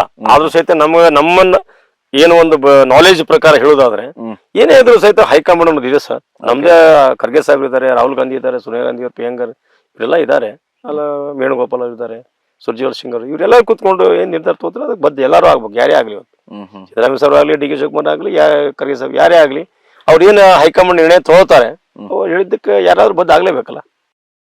MLA ಆಗುವಂತ ಕನಸು ಎಷ್ಟಿದೆ ಸರ್ ನಿಮ್ಗೆ? ಬಹಳ ಇದೆ. ಯಾವ MLA ಆಗೋ ಕನಸು ಬಹಳ ಅಷ್ಟು ಇರೋದ್ರಿಂದ ತಾನೇ ಎಷ್ಟೊಂದೆಲ್ಲ ನಾನು ಇರ್ಲಿ ಸಮಾಜ ಸೇವೆ ಮಾಡ್ಬಿಟ್ಟು ಒಂದು ಒಳ್ಳೇದು ಮಾಡೋಣ, ನನಗೇನಿಲ್ಲ ನೀರಾವರಿ ಮಾಡ್ಬೇಕಂತ ಬಹಳ ತಲೆಗಿದೆ ಸರ್. ನೀರಾವರಿ ಮಾಡ್ಲಾರ್ದೆ ಮುಂದೆ ದಾರಿನಿಲ್ಲ. ನಾವು ನಿಮ್ಗೆ ಹೋಗಿ ನೀವು ದುಡ್ಡು ಕೊಡಬೇಕಾಗಿಲ್ಲ, ನಿಮ್ಗೆ ವರ್ಷ ಹೇಳ್ಕೊಂಡು ಯಾಕೆ ಒಂದು ಹೇಳ್ತೀನಿ ಕೇಳ್ಕೊಳ್ಳಿ. ನಾವು ಪ್ರಚೋದನೆ ಇನ್ನೂ ಹೆಚ್ಚಾಗಿಲ್ಲ. ಕಾರಣ ಏನಂತಂದ್ರೆ ಯಾರು ಯಾವ ಪಕ್ಷದಾಗ ಇರ್ತಾರೆ ಇಂಪಾರ್ಟೆಂಟ್ ಅಲ್ಲ, ಯಾರು ಏನ್ ಕೆಲಸ ಮಾಡ್ತಾರದು ಇಂಪಾರ್ಟೆಂಟ್. ಹೌದು, ನಾನು ವರ್ಕ್ ಮಾಡ್ತಾ ಇರುವಾಗ ಲಕ್ಷ್ಮಣ ಸವದಿ ಅವರು ಈಸ್ ಅ ಮಿನಿಸ್ಟರ್, ಯಡಿಯೂರಪ್ಪ ಅವರು CM. ಹೌದು, ನಾನು 2008ರಿಂದ ನೌಕರಿ ಮಾಡ್ತಾ ಇರುವಾಗ ಅಲ್ಲಿ 44 ಹಳ್ಳಿಗೆ ಬರೀ 3 ತಿಂಗಳು ಕುಡಿಲಿಕ್ಕೆ 8 ಕೋಟಿ ಖರ್ಚು ಮಾಡ್ತಿದ್ರು ನೀರು ಕುಡಿಲಿಕ್ಕೆ ನೀರು ಕುಡ್ಬೇಕು 44 ಹಳ್ಳಿಗೆ. ಅಂತ ಸಂದರ್ಭದಲ್ಲಿ ಇವ್ರು ಪ್ಲಾನ್ ಮಾಡಿ ಎಲ್ಲ ಇಂಜಿನಿಯರ್ಸ್ ಕರ್ಕೊಂಡು ನೀಲಿ ಲಕ್ಷ್ಯ ತಯಾರು ಮಾಡಿ ಕರಿ ಮಸೀದಿ ಅಂತ ತಿಳ್ಕೊಂಡು ಏತ ನೀರಾವರಿ ವಿಚಾರ ಮಾಡ್ಕೊಂಡು ಇಟ್ಕೊಂಡು ಇವತ್ತು ಅವ್ರು 1400 ಕೋಟಿ ಅವ್ರು ಇದ್ದಾಗ ರಿಲೀಸ್ ಮಾಡಿದ್ರು. ಆಮೇಲೆ ಸದಾಶಿವ ಗೌಡ ಬಂದ್ರು, ಆಮೇಲೆ ಶೆಟ್ರ್ ಬಂದ್ರು, ಅಲ್ಲಿ ಒಂದು 180 ಕೋಟಿ ರಿಲೀಸ್ ಮಾಡ್ಕೊಂಡು ಒಂದು 1416 ಕೋಟಿ ರಿಲೀಸ್ ಮಾಡ್ಕೊಂಡು ಇವತ್ತು ನೀರು ಹಾಯಿಸಿದ್ರಲ್ಲ. ಇವತ್ತು ಫಸ್ಟ್ ರಿಕ್ವೆಸ್ಟ್ ಮಾಡ್ಕೊಂಡ್ರು, ಬಟ್ ಮೆಗ್ಗೋಳ ಹಾಕ್ರಿ ಯಾರೋ ಇದು ಮಾಡ್ಬಿಡ ಅಂತ ಎಲ್ಲಾ ರೀಚಾರ್ಜ್ ಆದ ಬಳಿಕ ಇವತ್ತೆಲ್ಲರೂ ದ್ರಾಕ್ಷಿ ಕಮರ್ಷಿಯಲ್ ಕ್ರಾಪ್ ದ್ರಾಕ್ಷಿ, ಅರಿಶಿಣ, ಬನಾನಾ, ಕಬ್ಬು. ಇವತ್ತು ಮನೆ ಒಂದು ನೋಡ್ಕೊಂಡ್ ಬಂದಿನಿ ನಾನು, 2 ಸಲ ಹೋಗಿ ಬಂದಿನಿ ನಾನು. ಇವತ್ತು ನಂದನವನ ಆಯ್ತು, ಹೌದಾ? ಇವತ್ತು ಒಬ್ರು ಅವ್ರನ್ನ ಮರೆಯಲ್ಲ ಲಕ್ಷ್ಮಣ ಸವದಿಯವ್ರನ್ನ. ಲಕ್ಷ್ಮಣ ಸವದಿಯವ್ರದ್ದು ಡೌಂಟ್ ಮಿಸ್ಟೇಕ್ ಎಲ್ಲ ಕೂಡ 1000 ವೋಟ್ ಬ್ಯಾಂಕ್ ಇಲ್ಲ ಅವ್ರ ಸಮಾಜದ್ದು. ಅವ್ರು ಹೇಗೆ ಆರಿಸಿ ಬರ್ತಾರೆ? ಅವ್ರ ಕೆಲಸನೇ ರಿಸಲ್ಟ್ ಕೊಡೋದು. ಮನುಷ್ಯನಿಗೆ ಯಾವಲೂ ಅದೇ ರೀ, ಜಾತಿ ಮುಖ್ಯ ಅಲ್ಲ, ಕೆಲಸ ಮುಖ್ಯ. ಅದು ನನಗೆ ಬಹಳ ಇಲ್ಲೊಂದ್ಸಲ ಕ್ಯಾಂಪೇನ್ ಬಂದಿದ್ರು, ನಮ್ದು ರಾಧಾಕೃಷ್ಣ ಸಾಹೇಬ್ರ ಪರವಾಗಿ ಕ್ಯಾಂಪೇನ್ ಮಾಡಕ್ ಬಂದಿದ್ರು ಕರ್ಜಿ ಒಳಗೆ. ನಾನು ಭಾಷಣದಾಗ ಹೇಳಿ, ನಾನು ಉದಾಹರಣೆ ಕೊಟ್ಟೆ, ನಾನು ಆ ಥರ ಆಗ್ಬೇಕ್ರಿ ಇಲ್ಲ ಅಂತಂದಾಗ ಅವ್ರು ನನ್ನ ಪಕ್ಕಕ್ಕೆ ಕೂಸ್ಕೊಂಡು ಕೇಳೋದು, ಕುರ್ಬು ಎಷ್ಟು TMC ನೀರಿಲ್ಲಿ ಇದು ಆಗ್ತದೆ, ಎಷ್ಟು ಇದು ಸೆಕ್ಸ್ ಇದೆ ಅಂತ ಹೇಳಿದ್ನಿ. ಅವ್ರು ಡೀಟೇಲ್ಸ್ ಹತ್ರ ಇದೆಯಲ್ಲ, ಬಹಳ ದೂರ ಇಲ್ಲ, ಅವ್ರದಿನ ದೂರು. ಈಗ ನೋಡಿ ಇದಾಯ್ತು. ಮತ್ತೆ ಇಲ್ಲಿ MB ಪಾಟೀಲ್ ಸಾಹೇಬ್ರು ಸಹಿತ ಅದು ನಿವಾರಣೆ ಮಾಡೋದ ಕೆಲಸ, ಎಂತ ಕೆಲಸ ನೀವು ತುರ್ಚಿಯಲ್ಲಿ ಎಷ್ಟು ದೂರ ಅಂತಂದ್ರು. ಸರ್, ನೀರಾವರಿ ನಮ್ಗೆ ಮಹಾರಾಷ್ಟ್ರ ಸರ್ಕಾರ ಯಾಕೆ ಇಷ್ಟು ರೈತರು ಮುಂದೆ ಬಂದಿದ್ದಾರೆ? ಅವ್ರಿಗೆ ಎಷ್ಟು ಬೇಕು ಬಚಾವ್ ಯೋಜನೆ, ಎಷ್ಟು ನೀರು ಅದ್ರ ಪ್ರಕಾರ ನೀರು ಅದಕ್ಕೆ ಜಾಸ್ತಿ ನೀರು ಉಪಯೋಗ ಮಾಡ್ಕೊತಾ ಇದಾರೆ. ಹೌದು, ನಮಗೆ ಬಚಾವತ್ ಆಯೋಗದಲ್ಲಿ ಎಷ್ಟು ನೀರು ಕೊಟ್ಟಿದ್ರೆ ಅದೇ ನಾವು ನೀರು ಉಪಯೋಗ ಮಾಡ್ಕೊಳಕ್ ಆಗ್ತಾ ಇಲ್ಲ. This is very bad. ನಮ್ಮ ರೈತರಿಗೆ ನೀರು ಕೊಟ್ಟು ಸರ್ ಅವ್ರಿಗೆ ಏನು ಕೊಡೋದೇ ಬೇಡ, ನೀವು ಯಾವ ಸ್ಕೀಮ್ನು ಬೇಡ. ಅಂದ್ರೆ ಇಲ್ಲಿ ಗಮನಿಸ್ತಾ ಹೋದ್ರೆ ರೈತರ ಬೆನ್ನೆಲುಬಾಗಿ ನಿಲ್ಬೇಕು, ರೈತರ ಅದೊಂದೇ ಸರ್ ನಿಲ್ಬೇಕು, ಅದೊಂದೇ ಸರ್, ಅದೊಂದೇ. ಎಸ್, ರೈತರಿಗೆ ನೀರು ಕೊಟ್ಟ ಪ್ರತಿಯೊಬ್ಬರಿಗೆ ಲ್ಯಾಂಡ್ ಚೆನ್ನಾಗಿದೆ, 10 ಎಕರೆ 50 ಎಕರೆ 5 ಎಕರೆ 3 ಮಿನಿಮಮ್ 5 ಎಕರೆ ಜನ ಇದ್ದಾರೆ ಸರ್. ಅವ್ರಿಗೆ ನೀರು ಬತ್ತು ಅಂತಂದ್ರೆ ಒಬ್ಬ ಮನುಷ್ಯನು ಖಾಲಿ ಉಳಿಯಲ್ರಿ, ಬೇರೆ ಜನ ಬಂದು ಕೂಲಿ ಮಾಡ್ಕೋಬೇಕಾಗ್ತದ, ಒಕ್ಕಲ್ತನ ಮಾಡಿಸ್ಬೇಕಾಗ್ತದ, ಅಷ್ಟು ನೀರಾವರಿ ಆಗುತ್ತೆ. ನಮ್ ಜನ ಎಲ್ಲರೂ ಸಮೃದ್ಧಿ ಆಗ್ತಾರೆ, ದುಡಿವರ್ಗೂ ಸಮೃದ್ಧಿ ಆಗ್ತದೆ, ಆಟೋಮೆಟಿಕ್ ಆಗಿ ರೈಸ್ ಆಗ್ತದಲ್ಲ. ನೀವು ಎನರ್ಜಿ ಮನೆಯವರಿಗೆ ಕೊಡುವಂತಕ್ಕಿಂತ ಜಾಸ್ತಿ ದುಡ್ಡು ಸಿಗ್ತದಿಲ್ಲ. ಹೌದು, 500-600 ರೂಪಾಯಿ ಕೇಳಿದಾಗ ತೊಂದರೆ ಇಲ್ಲ ಅವ್ರಿಗೆ ವರ್ಕರ್ ಕೊಡ್ಲಿಕ್ಕೆ. ಎಸ್ ಸರ್, ಮುಂದಿನ ಪ್ಲಾನ್ ಯಾವ ರೀತಿಯಾಗಿ ನಡೆಯುತ್ತೆ, ಏನ್ ಕತೆ ಅನ್ನುವಂಥದ್ದು? ಏನಿಲ್ಲ ಸರ್, ಇದೇ ತರ ನಮ್ಮ ಪಕ್ಷಕ್ಕಾಗಿ ದುಡ್ಕೊಂತ ಹೋಗುದು, ನಮ್ಮ ಹೈಕಮಾಂಡ್ ಏನ್ ಹೇಳ್ತದೆ ಅದು ಕೇಳ್ಕೊಂಡು ಹೋಗುದು. ಬಟ್ ಇಷ್ಟೇಪ್ಪ ಅಂತಂದ್ರೆ ಸರ್ಕಾರಕ್ಕೆ ನಮ್ಮ ಸರ್ಕಾರ ಇರೋದ್ರಿಂದ ನನ್ನ ವಿನಂತಿ ಏನಪ್ಪಾ ಅಂದ್ರೆ ನಮ್ಮೆಲ್ಲಾ ಲೀಡರ್ಗಳಿಗೆ ಇವರಿಗೆ ಸೊ ಆದಷ್ಟು ಎಲ್ಲೆಲ್ಲಿ ನಮ್ಮ ನದಿಗಳು ಹಾದಿದಾವೆ ಆ ನದಿಗಳ ನೀರನ್ನು ತೆಗೆದುಕೊಂಡು ರೈತರಿಗೆ ಕೊಡುವಂತ ಒಂದು ವ್ಯವಸ್ಥೆ ಆಗ್ಲಿ ಅಂತ ನನ್ನ ಮೇನ್ ವಿಚಾರ ಇದೆ. ಮತ್ತೆ ಒಳ್ಳೆ ಬೆಂಬಲ ಬೆಲೆಯನ್ನು ಕೊಡ್ಬೇಕು, ಅದು ಬಹಳ ವಿಚಾರ ರೈತರಿಗೆ. ಹೌದು, APMC ಇದ್ದಾಗ ನಮಗೆ ಬೆಂಬಲ ಬೆಲೆ ಬಹಳ ಚೆನ್ನಾಗಿ ಸಿಗ್ತಿತ್ತು. ಇದು ಕೇಂದ್ರ ಸರ್ಕಾರ APMC ತೆಗೆದು ಬಹಳ ಅನ್ಯಾಯ ಮಾಡ್ತು ರೈತರಿಗೆ. ಆಮೇಲೆ ಇನ್ನೊಂದು ಹೇಳ್ಬೇಕಾದ್ರೆ ಈ ತೊಗರಿ ಬೆಲೆ ನಮ್ಮಲ್ಲಿ ತೊಗರಿನೇ ಜಾಸ್ತಿ ಇರೋದ್ರಿಂದ ನಾನು ಅವಾಗಲೂ 2020-21ದಾಗ 8,000 ರೂಪಾಯಿ 7,000 ರೂಪಾಯಿ ನಮ್ ತೊಗರಿ ಬೆಲೆ ಬರ್ತಿತ್ತು APMC ಮುಖಾಂತರ. ಈಗ 6,000-7,000 ಬಂದ್ ನಿಂತಿದೆ. ಯಾಕೆ ಅಂತಂದ್ರೆ ನಮ್ಮ ಕೇಂದ್ರ ಸರ್ಕಾರ ಅಫ್ಘಾನಿಸ್ತಾನ ಚೈನಾದ ಆ ಕಡೆಯಿಂದೆಲ್ಲ ತೊಗರಿ ಅವು ನಮ್ ದನಗೋತಿರಲ್ಲ ಅಂತ ತೊಗರಿ ತರಿಸ್ಬಿಟ್ಟು ಇಲ್ಲೆಲ್ಲ ಇದು ಇಂಪೋರ್ಟ್ ಮಾಡ್ತಾ ಇದಾರೆ. ಸೊ ಹಿಂಗಾಗಿ ಅದೊಂದು ನಮ್ಗೆ ಬಹಳ ಅನ್ಯಾಯ ಆಗುವಂತ ವಿಚಾರ ಇದೆ. ಇದು ರೀಸೆಂಟ್ ಆಗಿ ಈಗ ದ್ರಾಕ್ಷಿ ಮನುಕ ಈ ಎಷ್ಟೋ ಜನ ಮನುಕ್ ರೇಟ್ ಕಡಿಮೆ ಇರೋದ್ರಿಂದ ಲಾಸ್ ಆಗ್ತಾ ಕೂಡ ದ್ರಾಕ್ಷಿ ಪಡ ತೆಗೆದಿದ್ರು. ಈಗ 2 ವರ್ಷದಿಂದ ನಮ್ಗೆ ಒಳ್ಳೆ ರೇಟ್ ಸಿಗ್ತಾ ಇದೆ. ಅಂತದ್ರಲ್ಲಿ ಮತ್ತೆ ಕೇಂದ್ರ ಸರ್ಕಾರ ಅಫ್ಘಾನಿಸ್ತಾನದ ಅಲ್ಲಿ ಇದು ಮನುಕ ಇಂಪೋರ್ಟ್ ಮಾಡ್ತಾ ಇದಾರೆ. ಆದ್ರೂ ಮಹಾರಾಷ್ಟ್ರದಲ್ಲಿ ಎಲ್ಲ ವರ್ತಕರು ಮತ್ತು ರೈತರು ವಿರೋಧ ಮಾಡೋದ್ರಿಂದ ಸ್ವಲ್ಪ ಸ್ಥಗಿತ ಆಗಿದೆ. ಸೊ ಇದು ಕೇಂದ್ರ ಸರ್ಕಾರ ಆಕ್ಚುಲಿ ಎಕ್ಸ್ಪೋರ್ಟ್ ಮಾಡಬೇಕು ಹೊರತು ನಮ್ಮ ದೇಶದಿಂದ ಕಡೆ ಇಂಪೋರ್ಟ್ ತೆಗೆದು ಹಾಕ್ಬೇಕು. ಹೊರಗಡೆ ಹೋಯ್ತಂದ್ರೆ ರೇಟ್ ಸಿಗ್ತದೆ ಬೆಂಬಲ ಬೆಲೆ. ಅದು ನಮ್ಮ ಕೇಂದ್ರ ಸರ್ಕಾರ ತಪ್ಪು ಮಾಡ್ತಾ ಇದೆ. ಕೇಂದ್ರ ಸರ್ಕಾರ ಇಂಥದೆಲ್ಲ ಮಾಡಬಾರ್ದು. ಆಮೇಲೆ ನರೇಗಾ ಯೋಜನೆ ತೆಗೆದ್ಬಿಟ್ಟು ಜಿ ಏನು ಇಟ್ಟಿದ್ದಾರೆ ಅದು ತಪ್ಪು. ಯಾಕಂದ್ರೆ ಅಲ್ಲಿ ಬಹಳ ನ್ಯೂನತೆಗಳಿದಾವೆ, ಕೂಲಿನೇ ಸಿಗಲ್ಲ. ಯಾಕಂದ್ರೆ ನರೇಗಾ ಏನಿತ್ತು 100% ಕೂಲಿ ಕೊಡ್ಬೇಕಂತ ಇತ್ತು ಅದ್ರಲ್ಲಿ. ಹೌದು, ಯಾವ ನಿರ್ಗತಿಗೆ ಮನುಷ್ಯ ಬಂದು ದುಡಿಬಹುದು. ಇದರಲ್ಲಿ ಈ ಸದ್ ಬಹಳ 60-40 ಮಾಡಿ ಬಹಳ ಅನ್ಯಾಯ ಮಾಡಿದಾರೆ. ಅದ್ರ ಡೀಟೇಲ್ಸ್ ನೀವು ಓದಿದ್ರೆ ಗೊತ್ತಾಗುತ್ತೆ. ನರೇಗಾದ ಬಹಳ ತಪ್ಪು ನಿರ್ಧಾರ ಕೇಂದ್ರ ಸರ್ಕಾರದಿಂದ. ಎಸ್ ಸರ್, ಎಲ್ಲವೂ ಕೂಡ ಒಂದ್ ಕಡೆ ಗಮನಿಸ್ತಾ ಹೋದ್ರೆ ರಾಜಕೀಯ ಒಂದ್ ಕಡೆ ಹಾದಿ ತುಂಬಾ ಚೆನ್ನಾಗಿ ನಡೀತಾ ಇದೆ, ಸಮಾಜ ಸೇವಕರ ಹಾದಿಯೂ ಕೂಡ ತುಂಬಾ ಅದ್ಭುತವಾಗಿ ಸಾಗ್ತಾ ಇದೆ. ಸೊ ಇದೆಲ್ಲವೂ ಕೂಡ ಹೊರತುಪಡಿಸಿದ್ರೆ ಸೊ ಪರ್ಸನಲ್ ಲೈಫ್ ಅಂತ ಬಂದಾಗ ಹೇಗಿದೆ, ಈಗ ಹೇಗ್ ನಡೀತಾ ಇದೆ ಅಂತ? ಪರ್ಸನಲ್ ಲೈಫ್ ಬಹಳ ಚೆನ್ನಾಗಿದೆ. ಫ್ಯಾಮಿಲಿ ಚಿಲ್ಡ್ರನ್, ಹ್ಮ್ ರಿಲೇಟಿವ್ಸ್, ಹ್ಮ್ ವೆರಿ ಹ್ಯಾಪಿ. ಭಾಳ ಆರಂಭವಾಗಿ ಆನಂದವಾಗಿದೆ, ಚೆನ್ನಾಗಿದೆ, ಹ್ಮ್ ಭಾಳ ಖುಷಿ ಇದೆ ಜೀವನ, ಚೆನ್ನಾಗಿದ್ದೀರಾ? ಭಾಳ ಖುಷಿ. ಸೊ ಕೇಳ್ಪಟ್ಟೆ ಸರ್, 100 ಜನ ಕೆಲಸ ಮಾಡ್ತಾರೆ, ಅದ್ರೆಲ್ಲವೂ ಕೂಡ ಮೇಂಟೈನ್ ಮಾಡೋದಿದೆಯಲ್ಲ, ಅವ್ರೆಲ್ರಿಗೂ ಕೂಡ ಒಂದ್ ಕಡೆ ಅನ್ನದಾತರ ಆಗ್ಬಿಟ್ಟಿದ್ದೀರಾ ಸರ್, ಸಿಕ್ಕಾಬಿಟ್ಟು ಜನ ಕೆಲಸ ಕೊಟ್ಟು. ಸರ್ ನಮ್ಮ ಕಾನ್ಸೆಪ್ಟ್ ಏನಿದೆ, ಅವ್ರಿಗೆ ನಂದು ಫಸ್ಟ್ ಇನ್ಸ್ಟ್ರಕ್ಷನ್ ಇದೆ, ಇದು ನಿಮ್ಮ ತೋಟ ನಿಮ್ಮ ಹೊಲ, ಹೌದು. ನೀವು ನನಗೆ 4 ಉಳಿಸ್ಕೊಡ್ತಿರೋ ಅಥವಾ 30 ಪೈಸೆ ಉಳಿಸ್ಕೊಡ್ತಿರೋ ನಿಮಗ್ ಬಿಟ್ಟಿದ್ದೆ, ಎಸ್, ಅಥವಾ 20 ಪೈಸೆ ಉಳಿಸ್ಕೊಡ್ತಿರೋ ನಿಮ್ಗೆ ಬಿಟ್ಟಿದ್ದು. But don't make it loss ಮಾತ್ರ ಮಾಡಬೇಡಿ. ನಿಮ್ ಹೊಲ ನಿಮ್ ತೋಟ, ಪ್ರಾಮಾಣಿಕವಾಗಿ ಕೆಲಸ ಮಾಡಿ. ಅವ್ರ ಮೇಲೆ ಸೂಪರ್ವೈಸರ್ ಇರ್ತಾರೆ, ಜನ ಇರ್ತಾರೆ, ಮಾಡ್ತಿರ್ತಾರೆ, ಕೆಲವೊಂದು ಸಣ್ಣ ಪುಟ್ಟ ಇದೇ ಇರ್ತವೆ, ಅವ್ರು ನಡ್ಕೊಂಡು ಹೋಗ್ತಾ ಇರ್ತೀವಿ. ಸೊ ಉಳಿದ್ರಲ್ಲಿ ಏನು ಉಳಿತದ್ರೆ ತೃಪ್ತಿ ಇದೆ. ಯಾರು ಮೇಂಟೈನ್ ಮಾಡ್ತಾರೆ ಸರ್ ಇದೆಲ್ಲ? ಅಲ್ಲಿ ಇದೆ ಶ್ರೀಮಂತ ರೇವಿ ಅಂತ ಇದ್ದಾರೆ, ಗೌಡಪ್ಪ ಗೌಡ ಅಂತ ಇದ್ದಾರೆ, ಸೊ ನಮ್ಮ ಮಿಸ್ಸಸ್ ಇದ್ದಾರೆ, ಶ್ರೀಮತಿ ಗೀತಾ ಅವ್ರು ಇದ್ದಾರೆ. ಅವ್ರ ಹೈಯೆಸ್ಟ್ ನೋಡ್ಕೊಳ್ಳೋದು ಅವರೇ. ಇವರೆಲ್ಲ ಮುಂದಿನ ಮೇಡಮ್ ಅವರು, ಮತ್ತ ಅವರು ಲೆಕ್ಕಪತ್ರ, ಪೇಮೆಂಟು ಎಲ್ಲ ಮಾಡೋದು ಅವ್ರೆ.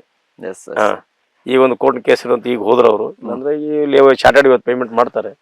ಸೊ ಅವರು ನನ್ನ ಒಂದು ಮೋರ್ ದೆನ್ 50% ಅವ್ರು ಇರೋದ್ರಿಂದ ಐ ಆಮ್ ಮ್ಯಾನೇಜಿಂಗ್, ನಾನು ಚೆನ್ನಾಗಿ ತಗೊಂಡು ಹೋಗ್ತಾ ಇದೀನಿ. ಮತ್ತು ಒಬ್ಬರ ಕಡೆಯಿಂದ ಇದು ಹೈಲಿ ಇಂಪಾಸಿಬಲ್. ಯಾವತ್ತಾದ್ರೂ ಅನ್ಕೊಂಡಿದ್ದೀರಾ ಸರ್ ನಾನು ಕೂಡ ರಾಜಕೀಯಕ್ಕೆ ಬರ್ತೀನಿ ಅಂತ? ಯಾವತ್ತಾದ್ರೂ ಅನ್ಕೊಂಡಿದ್ದೀರಾ? ಹಾ, ನಾನು ಅನ್ಕೊಂಡಿದ್ದೆ. ಯಾವಾಗ ರಿಟೈರ್ಮೆಂಟ್ ಆದ ನಂತರ ಒಂದು ಸಂದರ್ಭದಲ್ಲಿ ಯೋಚನೆ ಮಾಡಿದೆ. ನಮ್ಮ ಎಸ್ಟ್ರಾಲಜಿ ಆದಂತ ಗುರುಗಳಿಗೆ ಇಲ್ಲಿ ಬರೋಡಲ್ಲದಾಗ ಇದಾರೆ, ನಮ್ಮ ಶಾಸ್ತ್ರಿ ಗುರುಗಳು ಇದ್ದಾರೆ.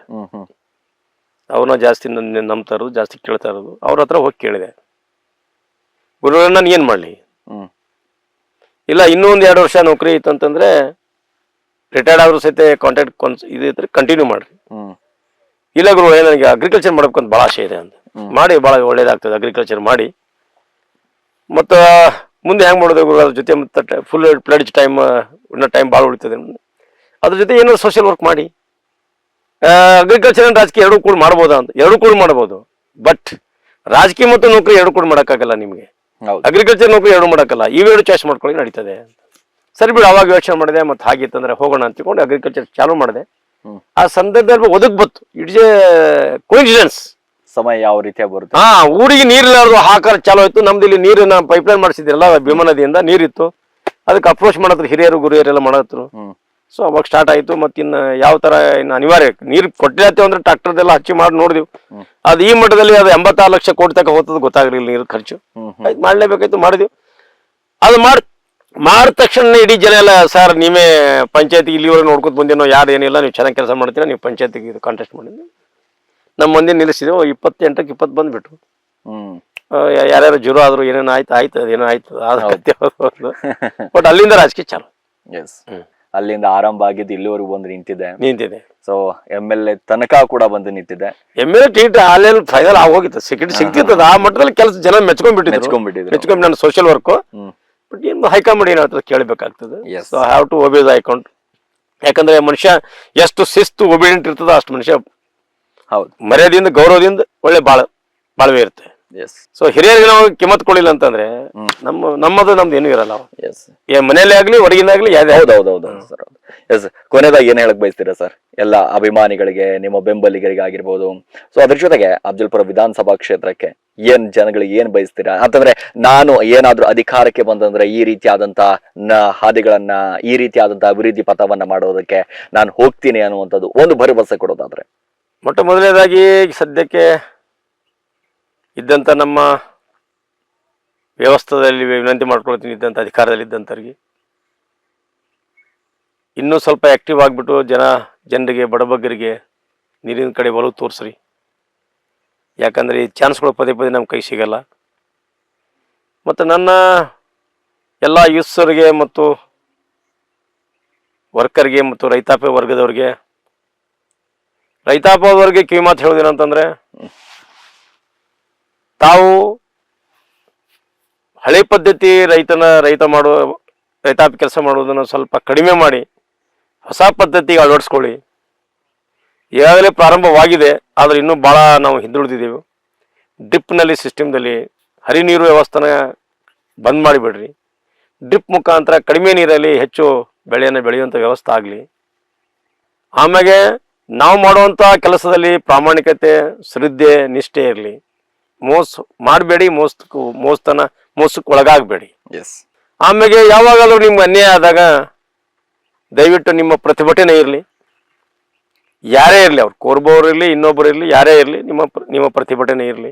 ಅನ್ಯಾಯದ ವಿರುದ್ಧ ಪ್ರತಿಭಟನೆ ಇರಲಿ. ಅವಾಗ ಮಾತ್ರ ನಮ್ಗೆ ನ್ಯಾಯ ಸಿಗುತ್ತೆ. ಆಮೇಲೆ ಸುಳ್ಳು ಹೇಳಬೇಡ್ರಿ, ಕೆಟ್ಟ ಕೆಲಸ ಮಾಡಬೇಡಿ. ನಾನು ಯುವ ಮಿತ್ರರಲ್ಲಿ ಮತ್ತು ಮೊಬೈಲ್ಗಳನ್ನು ಒಳ್ಳೇದಕ್ಕಾಗಿ ಬಳಸ್ರಿ. ಅದರಲ್ಲಿ ಭಾಳ ಒಳ್ಳೇದು ಸಿಗ್ತದೆ.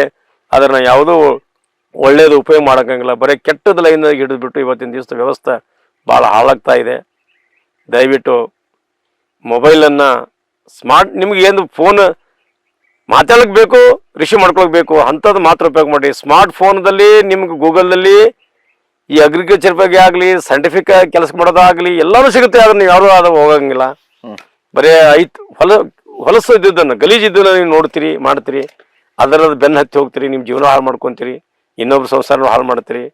ಯಾರೇ ಆಗಲಿ, ದೊಡ್ಡವರಾಗಲಿ, ಇವತ್ತು ಯುವಕರಾಗಲಿ, ಮಕ್ಕಳಾಗಲಿ, ಹೆಣ್ಣು ಮಕ್ಕಳಾಗಲಿ, ಗಂಡಸು ಮಕ್ಕಳಾಗಲಿ, ಅದಕ್ಕೆ ದಯವಿಟ್ಟು ಇದೆಲ್ಲನೂ ನೀವು ದೂರ ಇಡ್ರಿ. ದಯವಿಟ್ಟು ನಮ್ಮ ಹಿಂದಿನ ಸಂಸ್ಕೃತಿ ಹ್ಯಾಂಗಿತ್ತು, ಹಿಂದಿನ ಹಿರಿಯರು ಹ್ಯಾಂಗಿದ್ರು, ಹಿರಿಯರಿಗೆ ಗೌರವ ಕೊಡ್ರಿ. ಯಾರೋ ಹಿರಿಯರು ತಪ್ತಾ ಇದ್ದಾರೆ, ನಾವೇ ಅವ್ರಿಗೆ ಹೇಳಬೇಕು, ನೀವು ಹಿರಿಯರ್ತ ಆಗಿ ನೀವೇ ನಮ್ಗೆ ಬುದ್ಧಿ ಹೇಳ್ಬೇಕು, ನೀವು ತಪ್ತಾ ಇದ್ದೀರಿ ಅಂತ ಹೇಳುವಂಥ ಒಂದು ಮನೋಭಾವ ಎಲ್ಲ ಯುವಕರು ಮಿತ್ರರು ಬಳಸ್ಕೋಬೇಕಂತ ತಿಳ್ಕೊಂಡು ಈ ವಾಹಿನಿ ಮುಖಾಂತರ ತಮ್ಮಲ್ಲಿ ನನ್ನ ಕಳಕಳಿಯ ವಿನಂತಿ ಇದೆ. ತಾವೆಲ್ಲರೂ ಒಗ್ಗಟ್ಟಾಗಿ ಈ ನೀರಿನ ವ್ಯವಸ್ಥೆ ಸಲುವಾಗಿ ಹೋರಾಟ ಮಾಡೋಕೆ ಮುಂದಿನ ದಿನಮಾನದಲ್ಲಿ ತಯಾರಾಗ್ರಿ. ನೀವು ಯಾವುದೇ ಸರ್ಕಾರ ಇರಲಿ, ಇವತ್ತು ಈ ಸರ್ಕಾರ ಇರುತ್ತೆ ಹೋಗುತ್ತೆ, ಇನ್ನೊಂದು ಸರ್ಕಾರ ಬರುತ್ತೆ ಹೋಗುತ್ತೆ, ಅದೆಲ್ಲ ಮುಂದಿಟ್ಕೊಳ್ಳಲ್ಲ. ನಾವು ಯೋಚನೆ ಮಾಡೋಂಗಿಲ್ಲ. ನಮಗೇನು ಬೇಕಾಗಿದೆ? ವಾಟರ್. ಭೀಮಾ ನದಿ ಪಕ್ಕಕ್ಕಿದೆ. ಭೀಮಾ ನದಿ ನೀರು ಸಂಪೂರ್ಣವಾಗಿ ಅಫಜಲ್ಪುರ ತಾಲೂಕು ನೀರಾವರಿ ಆಗುತ್ತೆ.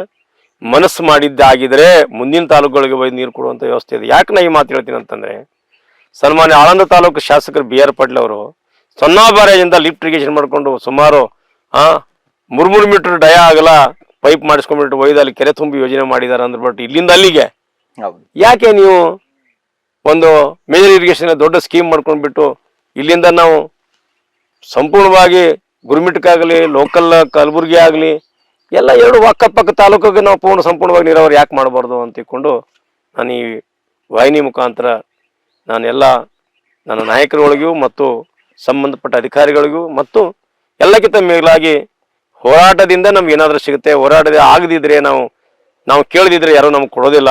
ಅದಕ್ಕೆಲ್ಲ ಯುವಕರು ಮತ್ತು ರೈತಾಪಿ ವರ್ಗದವರು ಮುಂದೆ ಬರಬೇಕು. ಯಾವತ್ತೂ ನಿಮ್ಮ ಜೊತೆ ನಾ ಇರ್ತೀನಿ ಅಂತ ತಿಳ್ಕೊಂಡು ಈ ವಾಹಿನಿ ಮುಖಾಂತರ ತಮ್ಮಲ್ಲಿ ಭರವಸೆ ಕೊಡ್ತಾ ನಾನು ಒಂದೆರಡು ವಿಚಾರಗಳ ವಿನಿಮಯಗಳನ್ನು ಮುಗಿಸ್ತೀನಿ. ತುಂಬಾ ಅದ್ಭುತವಾಗಿ ಮಾತಾಡಿದ್ರಿ. ನಿಮ್ಮ ರಾಜಕೀಯ ಹಾದಿ ಆಗಿರ್ಬೋದು, ನಿಮ್ಮ ಫ್ಯಾಮಿಲಿ ಹಾದಿ ಆಗಿರ್ಬೋದು, ತುಂಬಾ ಖುಷಿ ಆಯ್ತು. ಥ್ಯಾಂಕ್ ಯು ಸರ್, ಧನ್ಯವಾದಗಳು. ಎಸ್, ನೋಡಿದ್ರಲ್ಲ, ಅಂತಂದ್ರೆ 2028ರ ಚುನಾವಣೆ ಸಂದರ್ಭದಲ್ಲಿ ನಾನು ಗೆದ್ದ ಅಂತಂದ್ರೆ ರೈತರ ಬೆನ್ನೆಲುಬಾಗಿ ನಿಲ್ತೀನಿ, ರೈತರ ಪರವಾಗಿ ನಿಲ್ತೀನಿ, ರೈತರ ಹೋರಾಟಕ್ಕೂ ಕೂಡ ನಾನು ಸಿದ್ಧನಾಗಿರ್ತೀನಿ.